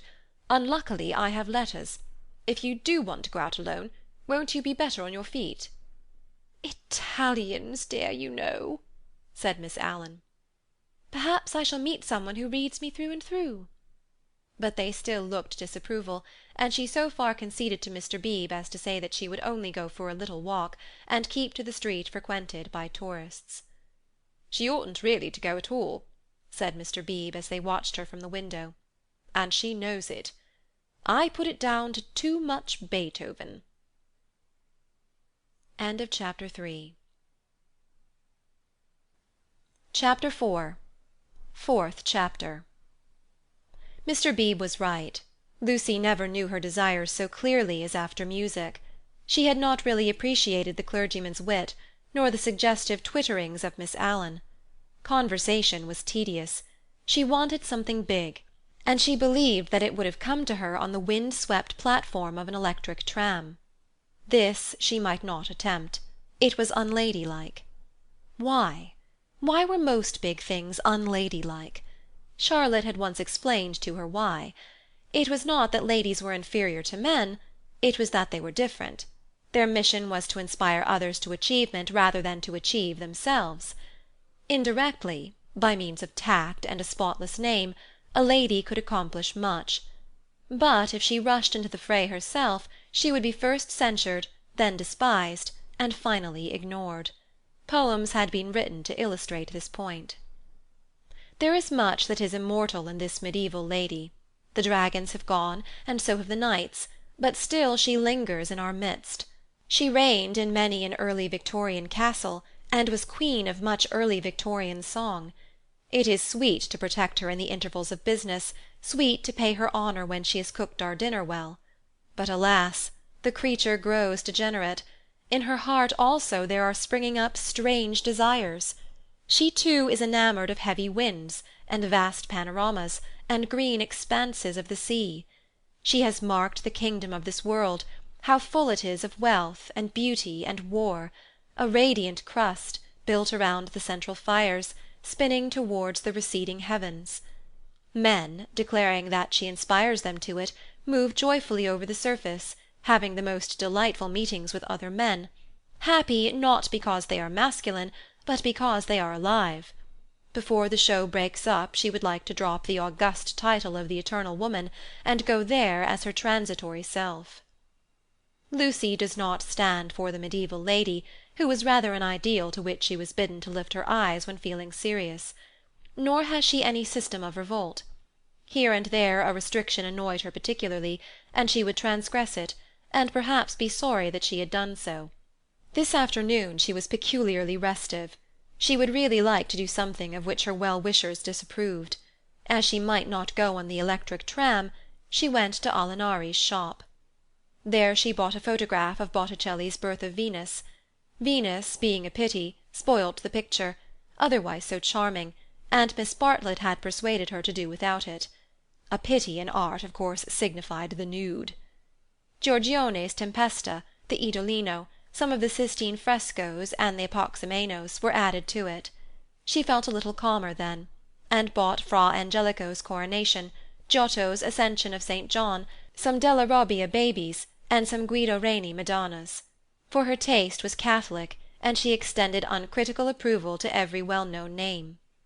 But though she spent nearly 7 lire, the gates of liberty still seemed unopened. She was conscious of her discontent. It was new to her to be conscious of it. "The world," she thought, "is certainly full of beautiful things, if only I could come across them." It was not surprising that Mrs. Honeychurch disapproved of music, declaring that it always left her daughter peevish, unpractical, and touchy. "Nothing ever happens to me," she reflected, as she entered the Piazza Signoria and looked nonchalantly at its marvels, now fairly familiar to her. The great square was in shadow, the sunshine had come too late to strike it. Neptune was already unsubstantial in the twilight, half god, half ghost, and his fountain plashed dreamily to the men and satyrs who idled together on its marge. The loggia showed as the triple entrance of a cave, wherein many a deity, shadowy but immortal, looked forth upon the arrivals and departures of mankind. It was the hour of unreality, the hour, that is, when unfamiliar things are real. An older person at such an hour and in such a place might think that sufficient was happening to him, and rest content. Lucy desired more. She fixed her eyes wistfully on the tower of the palace, which rose out of the lower darkness like a pillar of roughened gold. It seemed no longer a tower, no longer supported by earth, but some unattainable treasure throbbing in the tranquil sky. Its brightness mesmerized her, still dancing before her eyes when she bent them to the ground and started towards home. Then something did happen. 2 Italians by the loggia had been bickering about a debt. "Cinque lire," they had cried, "cinque lire." They sparred at each other, and one of them was hit lightly upon the chest. He frowned. He bent towards Lucy with a look of interest, as if he had an important message for her. He opened his lips to deliver it, and a stream of red came out between them, and trickled down his unshaven chin. That was all. A crowd rose out of the dusk. It hid this extraordinary man from her, and bore him away to the fountain. Mr. George Emerson happened to be a few paces away, looking at her across the spot where the man had been. How very odd! Across something. Even as she caught sight of him he grew dim, the palace itself grew dim, swayed above her, fell on to her softly, slowly, noiselessly, and the sky fell with it. She thought, "Oh, what have I done?" "Oh, what have I done?" she murmured, and opened her eyes. George Emerson still looked at her, but not across anything. She had complained of dullness, and lo, one man was stabbed, and another held her in his arms. They were sitting on some steps in the Uffizi arcade. He must have carried her. He rose when she spoke and began to dust his knees. She repeated, "Oh, what have I done?" "You fainted." I am very sorry." "How are you now?" "Perfectly well, absolutely well." And she began to nod and smile. "Then let us come home. There's no point in our stopping." He held out his hand to pull her up. She pretended not to see it.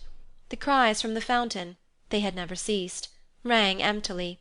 The whole world seemed pale and void of its original meaning. "How very kind you have been! I might have hurt myself falling. But now I am well. I can go alone, thank you." His hand was still extended. "Oh, my photographs!" she suddenly exclaimed. "What photographs?" "I bought some photographs at Alinari's. I must have dropped them out there in the square." She looked at him cautiously. "Would you add to your kindness by fetching them?" He added to his kindness. As soon as he had turned his back, Lucy arose with the running of a maniac and stole down the arcade towards the Arno. "Miss Honeychurch?" She stopped with her hand on her heart. "You sit still. You aren't fit to go home alone." "Yes, I am, thank you so very much." "No, you aren't. You'd go openly if you were." "But I had rather—" "Then I don't fetch your photographs." "I had rather be alone." He said imperiously, "The man is dead. The man is probably dead. Sit down till you are rested." She was bewildered, and obeyed him. "And don't move till I come back." In the distance she saw creatures with black hoods, such as appear in dreams. The palace tower had lost the reflection of the declining day, and joined itself to earth. How should she talk to Mr. Emerson when he returned from the shadowy square? Again the thought occurred to her. Oh, what have I done? The thought that she, as well as the dying man, had crossed some spiritual boundary. He returned, and she talked of the murder. Oddly enough, it was an easy topic. She spoke of the Italian character. She became almost garrulous over the incident that had made her faint 5 minutes before. Being strong physically, she soon overcame the horror of blood. She rose without his assistance, and though wings seemed to flutter inside her, she walked firmly enough towards the Arno. There a cabman signalled to them. They refused him. "And the murderer tried to kiss him, you say? How very odd Italians are! And gave himself up to the police. Mr. Beebe was saying that Italians know everything, but I think they are rather childish. When my cousin and I were at the Pitti yesterday— What was that?" He had thrown something into the stream. "What did you throw in?" "Things I didn't want," he said crossly. "Mr. Emerson." "Well?" "Where are the photographs?" He was silent. "I believe it was my photographs that you threw away." "I didn't know what to do with them," he cried, and his voice was that of an anxious boy. Her heart warmed towards him for the first time. "They were covered with blood. There, I'm glad I've told you. And all the time we were making conversation I was wondering what to do with them." He pointed downstream. "They've gone." The river swirled under the bridge. "I did mind them so. And one is so foolish. It seemed better that they should go out to the sea. I don't know. I may just mean that they frightened me." Then the boy verged into a man. "For something tremendous has happened. I must face it without getting muddled. It isn't exactly that a man has died." Something warned Lucy that she must stop him. "It has happened," he repeated, "and I mean to find out what it is." "Mr. Emerson." He turned towards her, frowning, as if she had disturbed him in some abstract quest. "I want to ask you something before we go in." They were close to their pension. She stopped and leant her elbows against the parapet of the embankment. He did likewise. There is at times a magic in identity of position. It is one of the things that have suggested to us eternal comradeship. She moved her elbows before saying, "I have behaved ridiculously." He was following his own thoughts. "I was never so much ashamed of myself in my life. I cannot think what came over me." "I nearly fainted myself," he said, but she felt that her attitude repelled him. "Well, I owe you 1,000 apologies." "Oh, all right." "And this is the real point. You know how silly people are gossiping, ladies especially, I am afraid. You understand what I mean?" "I'm afraid I don't." "I mean, would you not mention it to anyone? My foolish behaviour?" "Your behaviour? Oh, yes. All right, all right." "Thank you so much. And would you—" She could not carry her request any further. The river was rushing below them, almost black in the advancing night. He had thrown her photographs into it, and then he had told her the reason. It struck her that it was hopeless to look for chivalry in such a man. He would do her no harm by idle gossip. He was trustworthy, intelligent, and even kind. He might even have a high opinion of her. But he lacked chivalry. His thoughts, like his behaviour, would not be modified by awe. It was useless to say to him, "And would you?" and hope that he would complete the sentence for himself, averting his eyes from her nakedness like the night in that beautiful picture. She had been in his arms, and he remembered it, just as he remembered the blood on the photographs that she had bought in Alinari's shop. It was not exactly that a man had died. Something had happened to the living. They had come to a situation where character tells, and where childhood enters upon the branching paths of youth. "Well, thank you so much," she repeated. "How quickly these accidents do happen, and then one returns to the old life." "I don't." Anxiety moved her to question him. His answer was puzzling. "I shall probably want to live." "But why, Mr. Emerson? What do you mean?" "I shall want to live, I say." Leaning her elbows on the parapet, She contemplated the river Arno, whose roar was suggesting some unexpected melody to her ears. Chapter 5. Possibilities of a pleasant outing. It was a family saying that you never knew which way Charlotte Bartlett would turn. She was perfectly pleasant and sensible over Lucy's adventure, found the abridged account of it quite adequate, and paid suitable tribute to the courtesy of Mr. George Emerson. She and Miss Lavish had had an adventure also. They had been stopped at the Dazio coming back, and the young officials there, who seemed impudent and désoeuvré, had tried to search their reticules for provisions. It might have been most unpleasant. Fortunately Miss Lavish was a match for any one. For good or for evil, Lucy was left to face her problem alone. None of her friends had seen her, either in the piazza or later on by the Embankment. Mr. Beebe, indeed, noticed her startled eyes at dinner-time, had again passed to himself the remark of "too much Beethoven." But he only supposed that she was ready for an adventure, not that she had encountered it. This solitude oppressed her. She was accustomed to have her thoughts confirmed by others, or at all events contradicted. It was too dreadful not to know whether she was thinking right or wrong. At breakfast next morning she took decisive action. There were two plans between which she had to choose. Mr. Beebe was walking up to the Torre del Gallo with the Emersons and some American ladies. Would Miss Bartlett and Miss Honeychurch join the party? Charlotte declined for herself. She had been there in the rain the previous afternoon. But she thought it an admirable idea for Lucy, who hated shopping, changing money, fetching letters, and other irksome duties, all of which Miss Bartlett must accomplish this morning, and could easily accomplish alone. "No, Charlotte," cried the girl with real warmth. "It's very kind of Mr. Beebe, but I am certainly coming with you. I had much rather." "Very well, dear," said Miss Bartlett, with a faint flush of pleasure that called forth a deep flush of shame on the cheeks of Lucy. How abominably she behaved to Charlotte, now as always! But now she should alter. All the morning she would be really nice to her. She slipped her arm into her cousin's, and they started off along the Lungarno. The river was a lion that morning in strength, voice, and colour. Miss Bartlett insisted on leaning over the parapet to look at it. She then made her usual remark, which was, "How I do wish Freddy and your mother could see this too." Lucy fidgeted. It was tiresome of Charlotte to have stopped exactly where she did. "Look, Lucia." "Oh, you are watching for the Torre del Gallo party. I feared you would repent you of your choice." Serious as the choice had been, Lucy did not repent.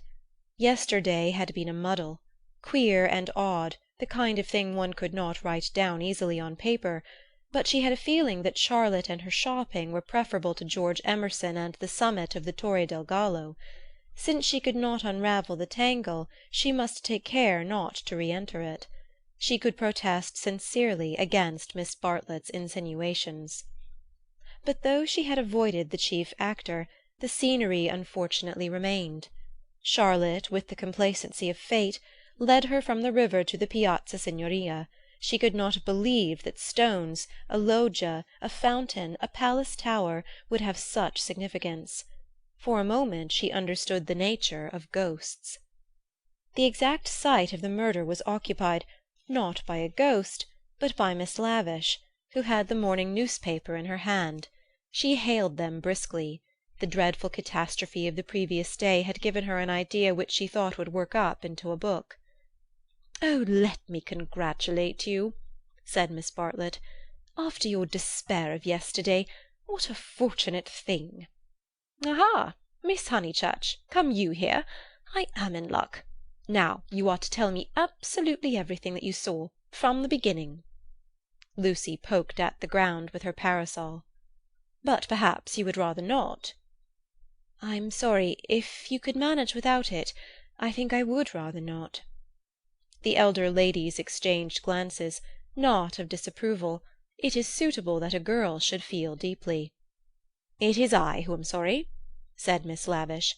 We literary hacks are shameless creatures. I believe there's no secret of the human heart into which we wouldn't pry." She marched cheerfully to the fountain and back, and did a few calculations in realism.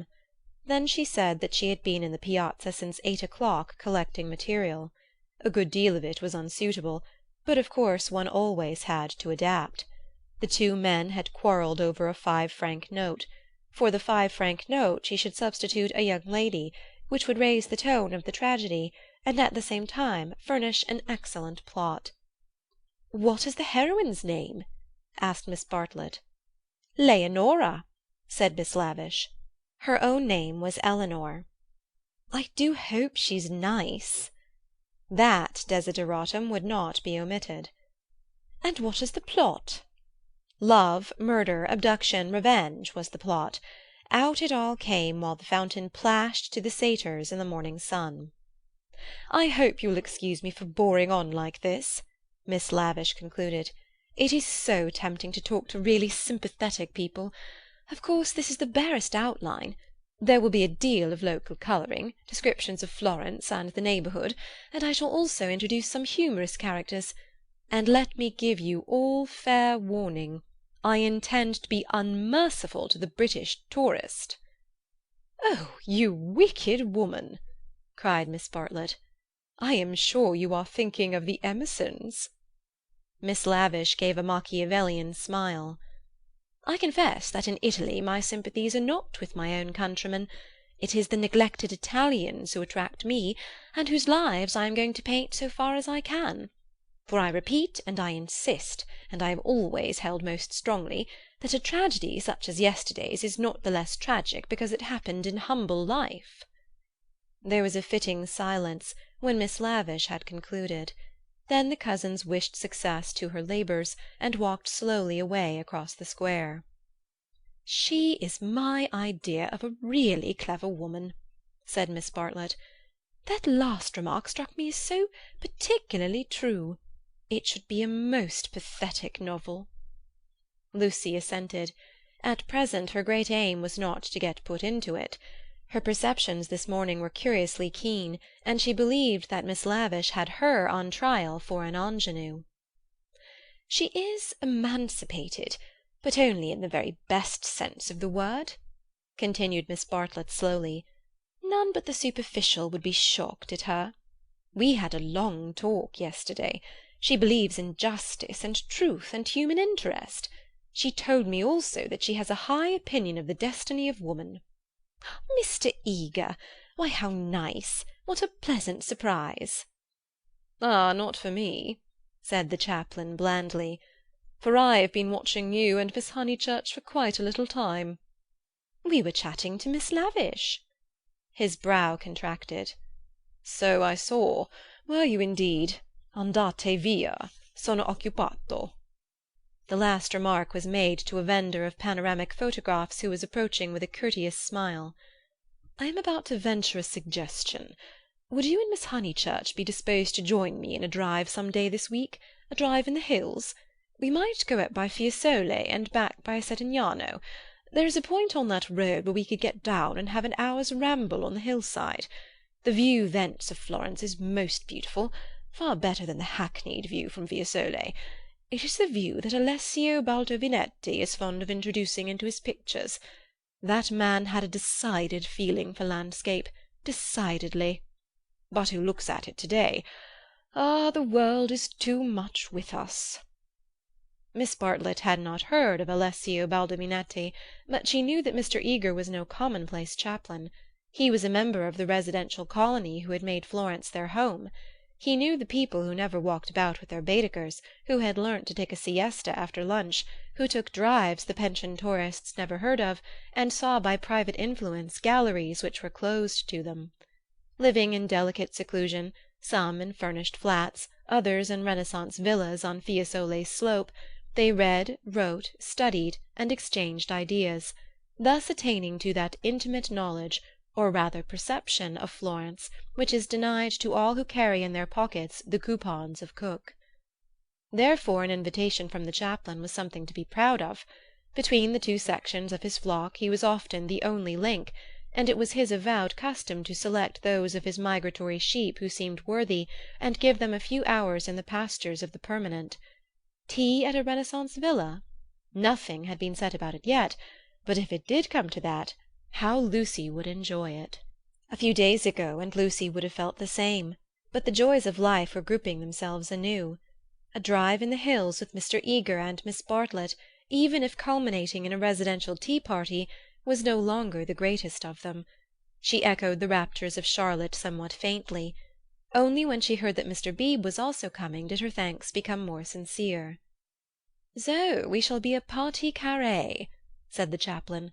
"In these days of toil and tumult one has the great needs of the country and its message of purity. Andante via, andante presto, presto. Ah, the town! Beautiful as it is the town." They assented. "This very square, so I am told, witnessed yesterday the most sordid of tragedies. To one who loves the Florence of Dante and Savonarola there is something portentous in such desecration, portentous and humiliating." "Humiliating indeed," said Miss Bartlett. "Miss Honeychurch happened to be passing through as it happened. She can hardly bear to speak of it." She glanced at Lucy proudly. "And how came we to have you here?" asked the chaplain paternally. Miss Bartlett's recent liberalism oozed away at the question. "Do not blame her, please, Mr. Eager. The fault is mine. I left her unchaperoned." "So you were here alone, Miss Honeychurch?" His voice suggested sympathetic reproof, but at the same time indicated that a few harrowing details would not be unacceptable. His dark, handsome face drooped mournfully towards her to catch her reply. "Practically. One of our pension acquaintances kindly brought her home," said Miss Bartlett, adroitly concealing the sex of the preserver. "For her also it must have been a terrible experience. I trust that neither of you were at all—that it was not in your immediate proximity." Of the many things Lucy was noticing to-day, not the least remarkable was this: the ghoulish fashion in which respectable people will nibble after blood. George Emerson had kept the subject strangely pure. "He died by the fountain, I believe," was her reply. "And you and your friend?" "Were over at the loggia." "That must have saved you much. You have not, of course, seen the disgraceful illustrations which the gutter press. This man is a public nuisance. He knows that I am a resident perfectly well, and yet he goes on worrying me to buy his vulgar views." Surely the vendor of photographs was in league with Lucy, in the eternal league of Italy with youth. He had suddenly extended his book before Miss Bartlett and Mr. Eager, binding their hands together by a long glossy ribbon of churches, pictures, and views. "This is too much!" cried the chaplain, striking petulantly at one of Fra Angelico's angels. She tore. A shrill cry arose from the vendor. The book, it seemed, was more valuable than one would have supposed. "Willingly would I purchase—" began Miss Bartlett. "Ignore him," said Mr. Eager sharply, and they all walked rapidly away from the square. But an Italian can never be ignored, least of all when he has a grievance. His mysterious persecution of Mr. Eager became relentless. The air rang with his threats and lamentations. He appealed to Lucy. Would not she intercede? He was poor, he sheltered a family, the tax on bread. He waited, he gibbered, he was recompensed, he was dissatisfied, he did not leave them until he had swept their minds clean of all thoughts, whether pleasant or unpleasant. Shopping was the topic that now ensued.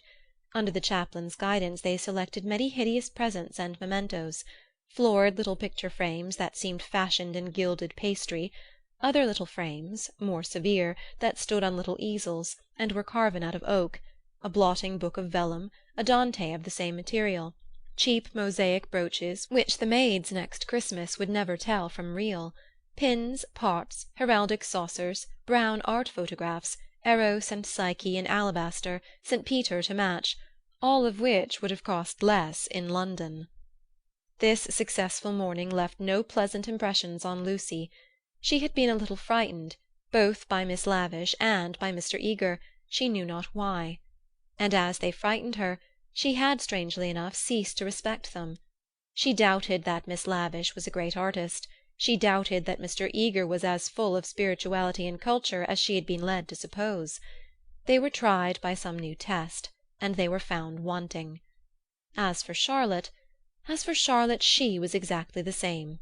It might be possible to be nice to her, it was impossible to love her. "The son of a labourer. I happen to know it for a fact. A mechanic of some sort himself when he was young. Then he took to writing for the socialistic press. I came across him at Brixton." They were talking about the Emersons. "How wonderfully people rise in these days!" sighed Miss Bartlett, fingering a model of the Leaning Tower of Pisa. "Generally," replied Mr. Eager, "one has only sympathy with their success. That desire for education and for social advance. In these things there is something not wholly vile.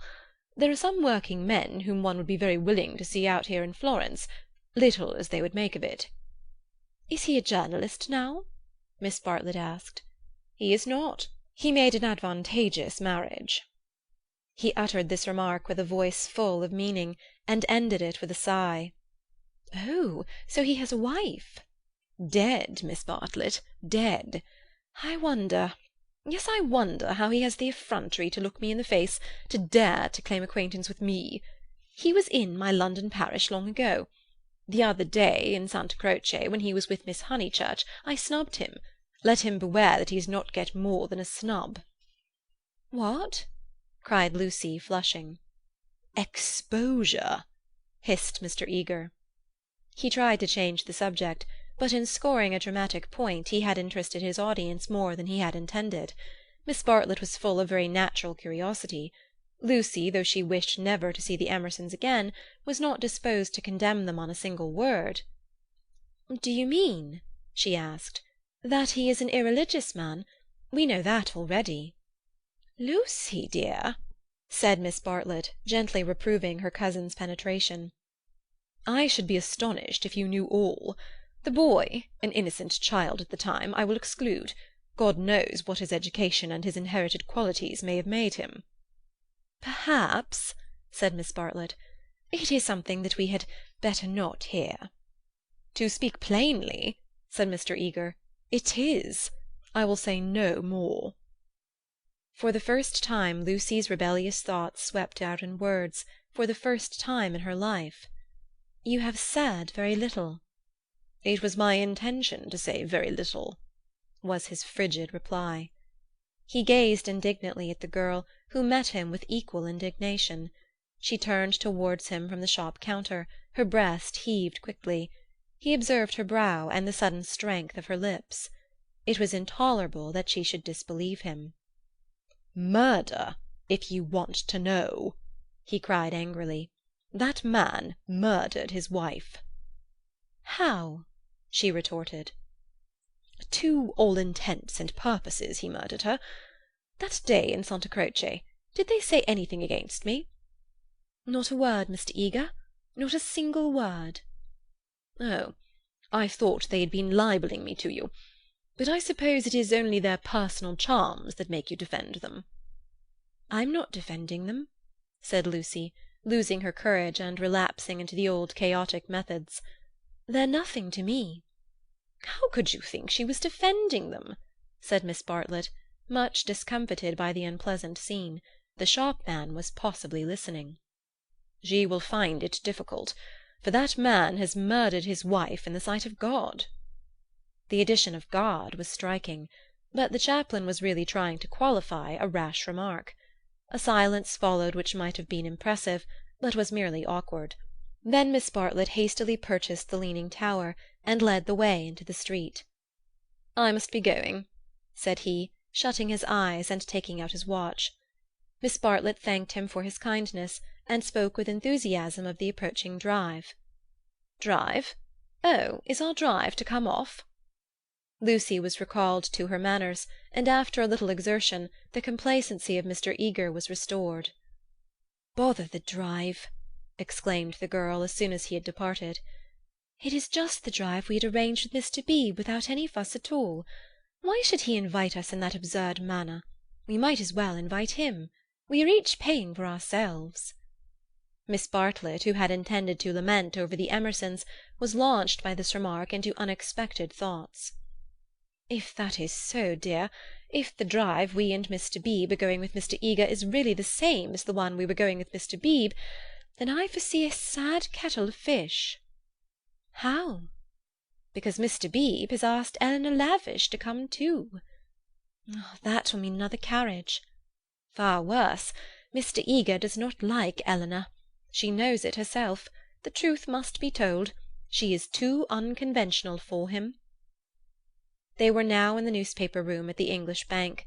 Lucy stood by the central table, heedless of Punch and the Graphic, trying to answer, or at all events to formulate the questions rioting in her brain. The well-known world had broken up, and there emerged Florence, a magic city where people thought and did the most extraordinary things. Murder, accusations of murder, a lady clinging to one man and being rude to another, were these the daily incidents of her streets? Was there more in her frank beauty than met the eye? The power, perhaps, to evoke passions, good and bad, and to bring them speedily to a fulfilment? Happily Charlotte, who, though greatly troubled over things that did not matter, seemed oblivious to things that did, who could conjecture with admirable delicacy where things might lead to, but apparently lost sight of the goal as she approached it. Now she was crouching in the corner trying to extract a circular note from a kind of linen nose-bag which hung in chaste concealment round her neck. She had been told that this was the only safe way to carry money in Italy. It must only be broached within the walls of the English Bank. As she groped she murmured, "Whether it is Mr. Beebe who forgot to tell Mr. Eager, or Mr. Eager who forgot when he told us, or whether they have decided to leave Eleanor out altogether, which they could scarcely do, but in any case we must be prepared. It is you they really want. I am only asked for appearances. You shall go with the two gentlemen, and I and Eleanor will follow behind. A one-horse carriage would do for us. Yet how difficult it is." "It is indeed," replied the girl, with a gravity that sounded sympathetic. "What do you think about it?" asked Miss Bartlett, flushed from the struggle and buttoning up her dress. "I don't know what I think, nor what I want." "Oh, dear Lucy, I do hope Florence isn't boring you. Speak the word, and as you know, I would take you to the ends of the earth to-morrow."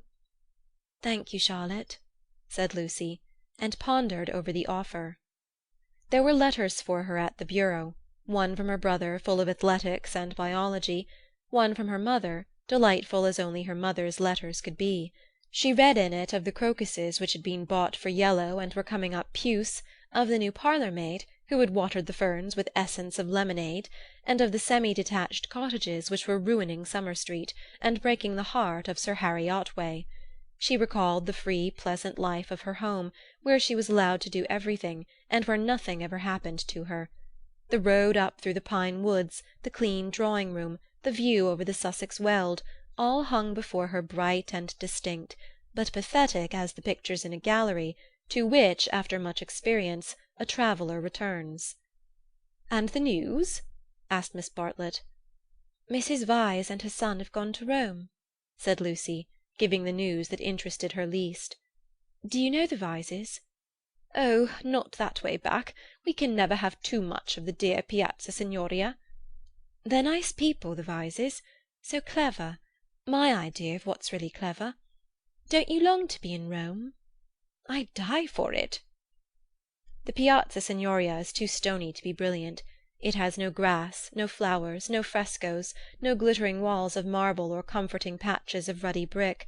By an odd chance, unless we believe in a presiding genius of places, the statues that relieve its severity suggest, not the innocence of childhood, nor the glorious bewilderment of youth, but the conscious achievements of maturity. Perseus and Judith, Hercules and Thusnelda, they have done or suffered something, and though they are immortal, immortality has come to them after experience, not before. Here, not only in the solitude of nature, might a hero meet a goddess, or a heroine a god. "Charlotte," cried the girl suddenly, "here's an idea. What if we popped off to Rome to-morrow, straight to the Vyses' hotel? For I do know what I want. I'm sick of Florence. Now you said you'd go to the ends of the earth. Do, do!" Miss Bartlett, with equal vivacity, replied, "Oh, you droll person! Pray, what would become of your drive in the hills?" They passed together through the gaunt beauty of the square, laughing over the unpractical suggestion. Chapter 6. The Reverend Arthur Beebe, the Reverend Cuthbert Eager, Mr. Emerson, Mr. George Emerson, Miss Eleanor Lavish, Miss Charlotte Bartlett, and Miss Lucy Honeychurch drive out in carriages to see a view. Italians drive them. It was Phaeton who drove them to Fiesole that memorable day, a youth all irresponsibility and fire, recklessly urging his master's horses up the stony hill. Mr. Beebe recognized him at once. Neither the ages of faith nor the age of doubt had touched him. He was Phaeton in Tuscany driving a cab. And it was Persephone whom he asked leave to pick up on the way, saying that she was his sister. Persephone, tall and slender and pale, returning with the spring to her mother's cottage, and still shading her eyes from the unaccustomed light. To her Mr. Eager objected, saying that here was the thin edge of the wedge, and one must guard against imposition. But the ladies interceded, and when it had been made clear that it was a very great favour, the goddess was allowed to mount beside the god.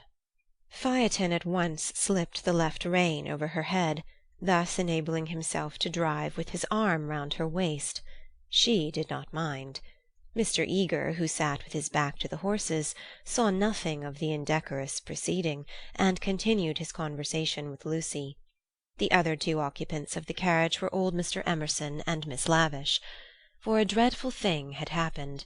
Mr. Beebe, without consulting Mr. Eager, had doubled the size of the party, and though Miss Bartlett and Miss Lavish had planned all the morning how people were to sit, at the critical moment when the carriages came round they lost their heads, and Miss Lavish got in with Lucy, while Miss Bartlett with George Emerson and Mr. Beebe followed on behind. It was hard on the poor chaplain to have his partie carrée thus transformed. Tea at a Renaissance villa, if he had ever meditated it, was now impossible.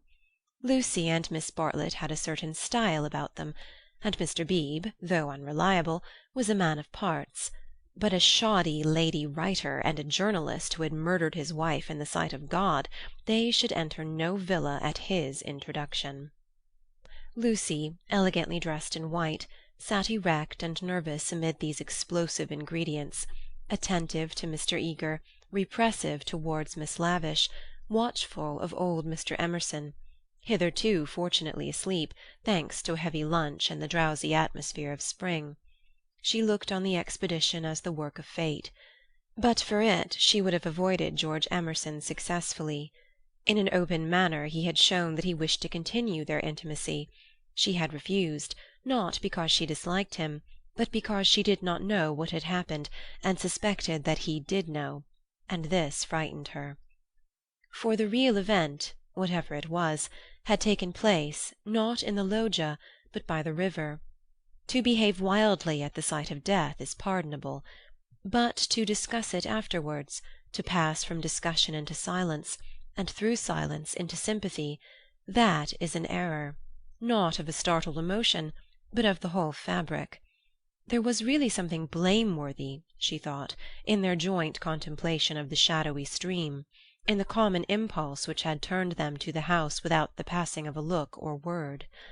This sense of wickedness had been slight at first. She had nearly joined the party to the Torre del Gallo. But each time that she avoided George it became more imperative that she should avoid him again. And now celestial irony, working through her cousin and two clergymen, did not suffer her to leave Florence till she had made this expedition with him through the hills. Meanwhile Mr. Eager held her in civil converse. Their little tiff was over. "So, Miss Honeychurch, you are travelling as a student of art?" "Oh, dear me, no. Oh, no."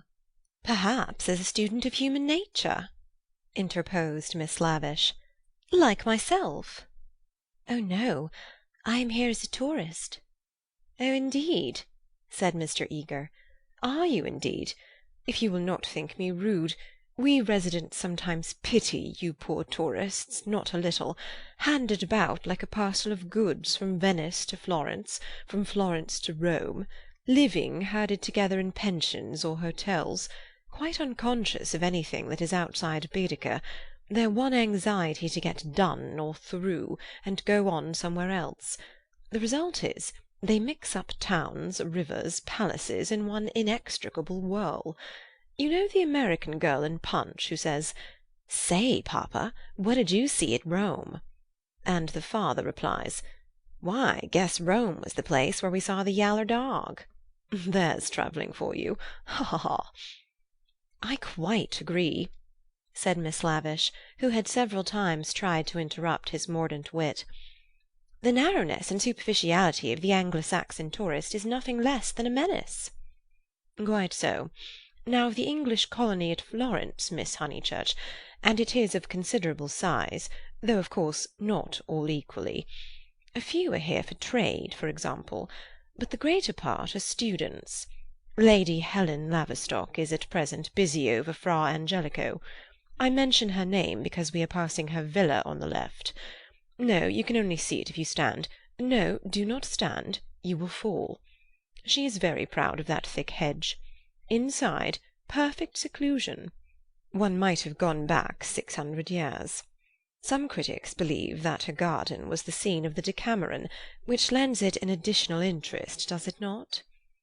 "It does indeed," cried Miss Lavish.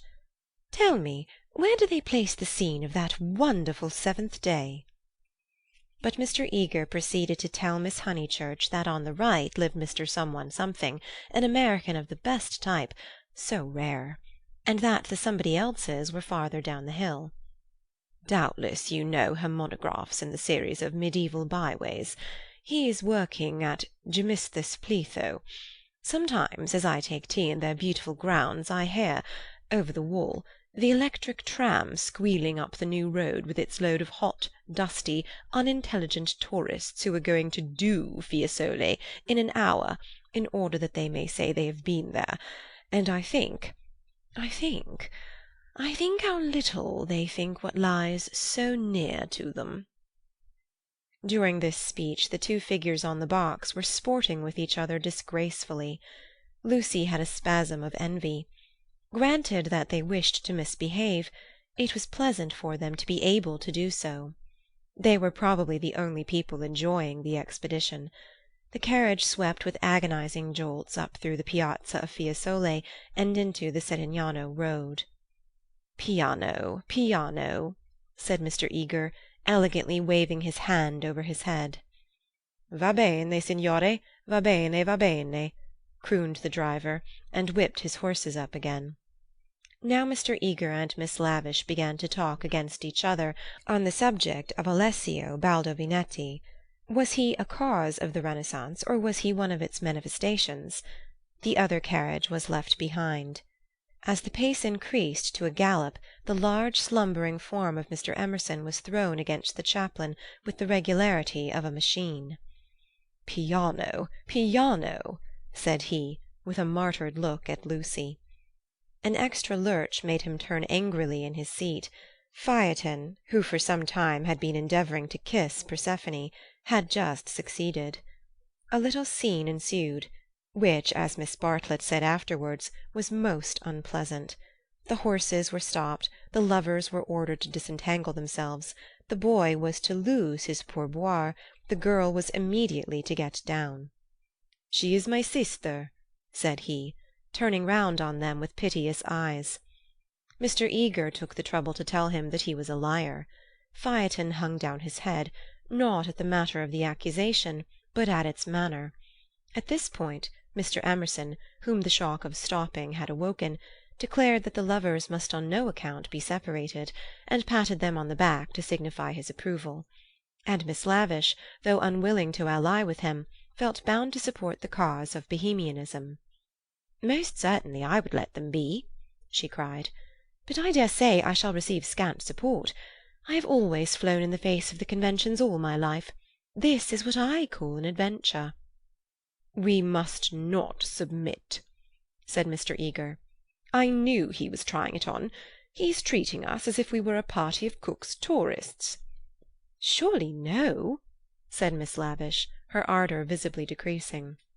The other carriage had drawn up behind, and sensible Mr. Beebe called out that after this warning the couple would be sure to behave themselves properly. "Leave them alone," Mr. Emerson begged the chaplain, of whom he stood in no awe. "Do we find happiness so often that we should turn it off the box when it happens to sit there? To be driven by lovers! A king might envy us, and if we part them it's more like sacrilege than anything I know." Here the voice of Miss Bartlett was heard saying that a crowd had begun to collect. Mr. Eager, who suffered from an overfluent tongue rather than a resolute will, was determined to make himself heard. He addressed the driver again. Italian in the mouth of Italians is a deep-voiced stream, with unexpected cataracts and boulders to preserve it from monotony. In Mr. Eager's mouth it resembled nothing so much as an acid whistling fountain which played ever higher and higher, and quicker, and more shrilly, till abruptly it was turned off with a click. "Signorina," said the man to Lucy, when the display had ceased. Why should he appeal to Lucy? "Signorina," echoed Persephone in her glorious contralto. She pointed at the other carriage. Why? For a moment the two girls looked at each other. Then Persephone got down from the box. "Victory at last," said Mr. Eager, smiting his hands together as the carriages started again. "It is not victory," said Mr. Emerson. "It is defeat. You have parted two people who were happy." Mr. Eager shut his eyes. He was obliged to sit next to Mr. Emerson, but he would not speak to him. The old man was refreshed by sleep, and took up the matter warmly. He commanded Lucy to agree with him. He shouted for support to his son. "We have tried to buy what cannot be bought with money. He has bargained to drive us, and he is doing it. We have no rights over his soul." Miss Lavish frowned. It is hard when a person you have classed as typically British speaks out of his character. "He was not driving us well," she said. "He jolted us." "That I deny. It was as restful as sleeping. Aha, he is jolting us now. Can you wonder? He would like to throw us out, and most certainly he is justified. And if I were superstitious I'd be frightened of the girl too. It doesn't do to injure young people. Have you ever heard of Lorenzo de Medici?" Miss Lavish bristled. "Most certainly I have. Do you refer to Lorenzo il Magnifico, or to Lorenzo, Duke of Urbino, or to Lorenzo surnamed Lorenzino on account of his diminutive stature?" "The Lord knows. Probably he does know, for I refer to Lorenzo the poet. He wrote a line, so I heard yesterday, which runs like this: 'Don't go fighting against the spring.'" Mr. Eager could not resist the opportunity for erudition. "Non fate guerra al maggio," he murmured. "War not with the May would render a correct meaning. The point is, we have warred with it. Look." He pointed to the Val d'Arno, which was visible far below them, through the budding trees. 50 miles of spring, and we've come up to admire them. Do you suppose there's any difference between spring in nature and spring in man? But there we go, praising the one and condemning the other as improper, ashamed that the same laws work eternally through both." No one encouraged him to talk. Presently Mr. Eager gave a signal for the carriages to stop, and marshalled the party for their ramble on the hill. A hollow like a great amphitheatre, full of terraced steps and misty olives, now lay between them and the heights of Fiesole, and the road, still following its curve, was about to sweep on to a promontory which stood out into the plain. It was this promontory, uncultivated, wet, covered with bushes and occasional trees, which had caught the fancy of Alessio Baldovinetti nearly 500 years before. He had ascended it, that diligent and rather obscure master, possibly with an eye to business, possibly for the joy of ascending. Standing there, he had seen that view of the Val d'Arno and distant Florence, which he afterwards had introduced not very effectively into his work. But where exactly had he stood? That was the question which Mr. Eager hoped to solve now. And Miss Lavish, whose nature was attracted by anything problematical, had become equally enthusiastic. but it is not easy to carry the pictures of Alessio Baldovinetti in your head, even if you have remembered to look at them before starting. And the haze in the valley increased the difficulty of the quest. The party sprang about from tuft to tuft of grass, their anxiety to keep together being only equalled by their desire to go in different directions. Finally they split into groups. Lucy clung to Miss Bartlett and Miss Lavish. The Emersons returned to hold laborious converse with the drivers, while the two clergymen, who were expected to have topics in common, were left to each other. The two elder ladies soon threw off the mask. In the audible whisper that was now so familiar to Lucy, they began to discuss, not Alessio Baldovinetti, but the drive. Miss Bartlett had asked Mr. George Emerson what his profession was, and he had answered, "The railway." She was very sorry that she had asked him. She had no idea that it would be such a dreadful answer, or she would not have asked him. Mr. Beebe had turned the conversation so cleverly, and she hoped that the young man was not very much hurt at her asking him. "The railway?" gasped Miss Lavish. "Oh, but I shall die. Of course it was the railway." She could not control her mirth. "He is the image of a porter on the South Eastern." "Eleanor, be quiet," plucking at her vivacious companion. "Hush! They'll hear. The Emersons." "I can't stop. Let me go my wicked way. A porter—" "Eleanor!" "I'm sure it's all right," put in Lucy. "The Emersons won't hear, and they wouldn't mind if they did." Miss Lavish did not seem pleased at this. "Miss Honeychurch listening?" she said rather crossly. "Puff! Woof! You naughty girl. Go away." "Oh, Lucy, you ought to be with Mr. Eager, I'm sure." "I can't find them now, and I don't want to either." "Mr. Eager will be offended. It is your party." "Please, I'd rather stop here with you." "No, I agree," said Miss Lavish. "It's like a school feast. The boys have got separated from the girls. Miss Lucy, you are to go. We wish to converse on high topics unsuited for your ear." The girl was stubborn. As her time at Florence drew to its close, she was only at ease amongst those to whom she felt indifferent. Such a one was Miss Lavish, and such for the moment was Charlotte. She wished she had not called attention to herself. They were both annoyed at her remark, and seemed determined to get rid of her. "How tired one gets," said Miss Bartlett. "Oh, I do wish Freddy and your mother could be here." Unselfishness with Miss Bartlett had entirely usurped the functions of enthusiasm. Lucy did not look at the view either. She would not enjoy anything till she was safe in Rome. "Then sit you down," said Miss Lavish. "Observe my foresight." With many a smile she produced two of those mackintosh squares that protect the frame of the tourist from damp grass or cold marble steps. She sat on one. Who was to sit on the other?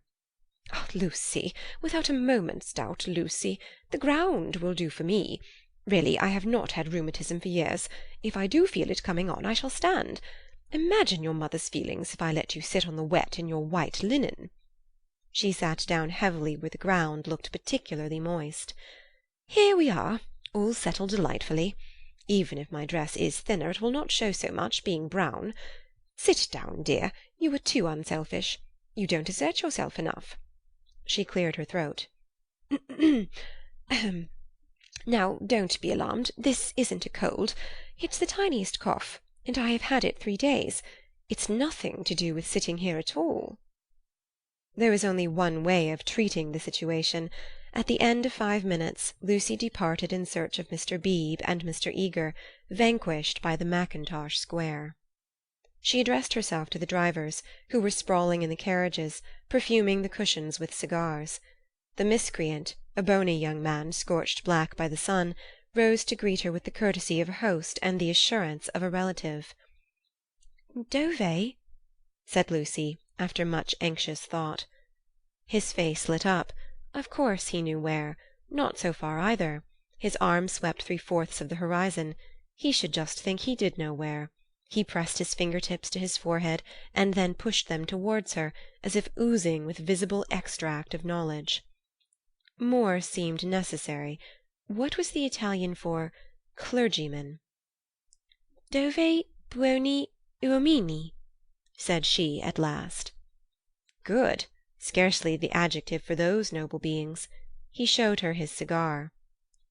"Uno piccolo," was her next remark, implying, "Has the cigar been given to you by Mr. Beebe, the smaller of the two good men?"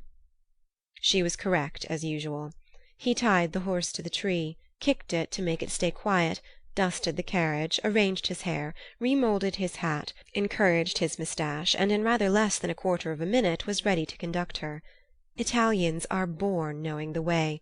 It would seem that the whole earth lay before them, not as a map, but as a chessboard, whereon they continually behold the changing pieces as well as the squares. Any one can find places, but the finding of people is a gift from God. He only stopped once, to pick her some great blue violets. She thanked him with real pleasure. In the company of this common man the world was beautiful and direct. For the first time she felt the influence of spring. His arm swept the horizon gracefully. Violets, like other things, existed in great profusion there. Would she like to see them? "Ma buoni uomini?" He bowed. Certainly. Good men first, violets afterwards. They proceeded briskly through the undergrowth, which became thicker and thicker. They were nearing the edge of the promontory, and the view was stealing round them, but the brown network of the bushes shattered it into countless pieces. He was occupied in his cigar, and in holding back the pliant boughs. She was rejoicing in her escape from dullness. Not a step, not a twig was unimportant to her. "What is that?" There was a voice in the wood in the distance behind them. The voice of Mr. Eager? He shrugged his shoulders. An Italian's ignorance is something more remarkable than his knowledge. She could not make him understand that perhaps they had missed the clergyman. The view was forming at last. She could discern the river, the golden plain, other hills. "Eccolo!" he exclaimed. At the same moment the ground gave way, and with a cry she fell out of the wood. Light and beauty enveloped her. She had fallen on to a little open terrace, which was covered with violets from end to end. "Courage!" cried her companion, now standing some 6 feet above. "Courage and love!" She did not answer. From her feet the ground sloped sharply into the view, and violets ran down in rivulets and streams and cataracts, irrigating the hillside with blue, eddying round the tree stems, collecting into pools in the hollows, covering the grass with spots of azure foam. But never again were they in such profusion. This terrace was the wellhead, the primal source whence beauty gushed out to water the earth. Standing at its brink, like a swimmer who prepares, was the good man. But he was not the good man that she had expected, and he was alone. George had turned at the sound of her arrival. For a moment he contemplated her, as one who had fallen out of heaven. He saw radiant joy in her face. He saw the flowers beat against her dress in blue waves. The bushes above them closed. He stepped quickly forward and kissed her. Before she could speak, almost before she could feel, a voice called, "Lucy? Lucy? Lucy!" The silence of life had been broken by Miss Bartlett, who stood brown against the view. End of chapter 6.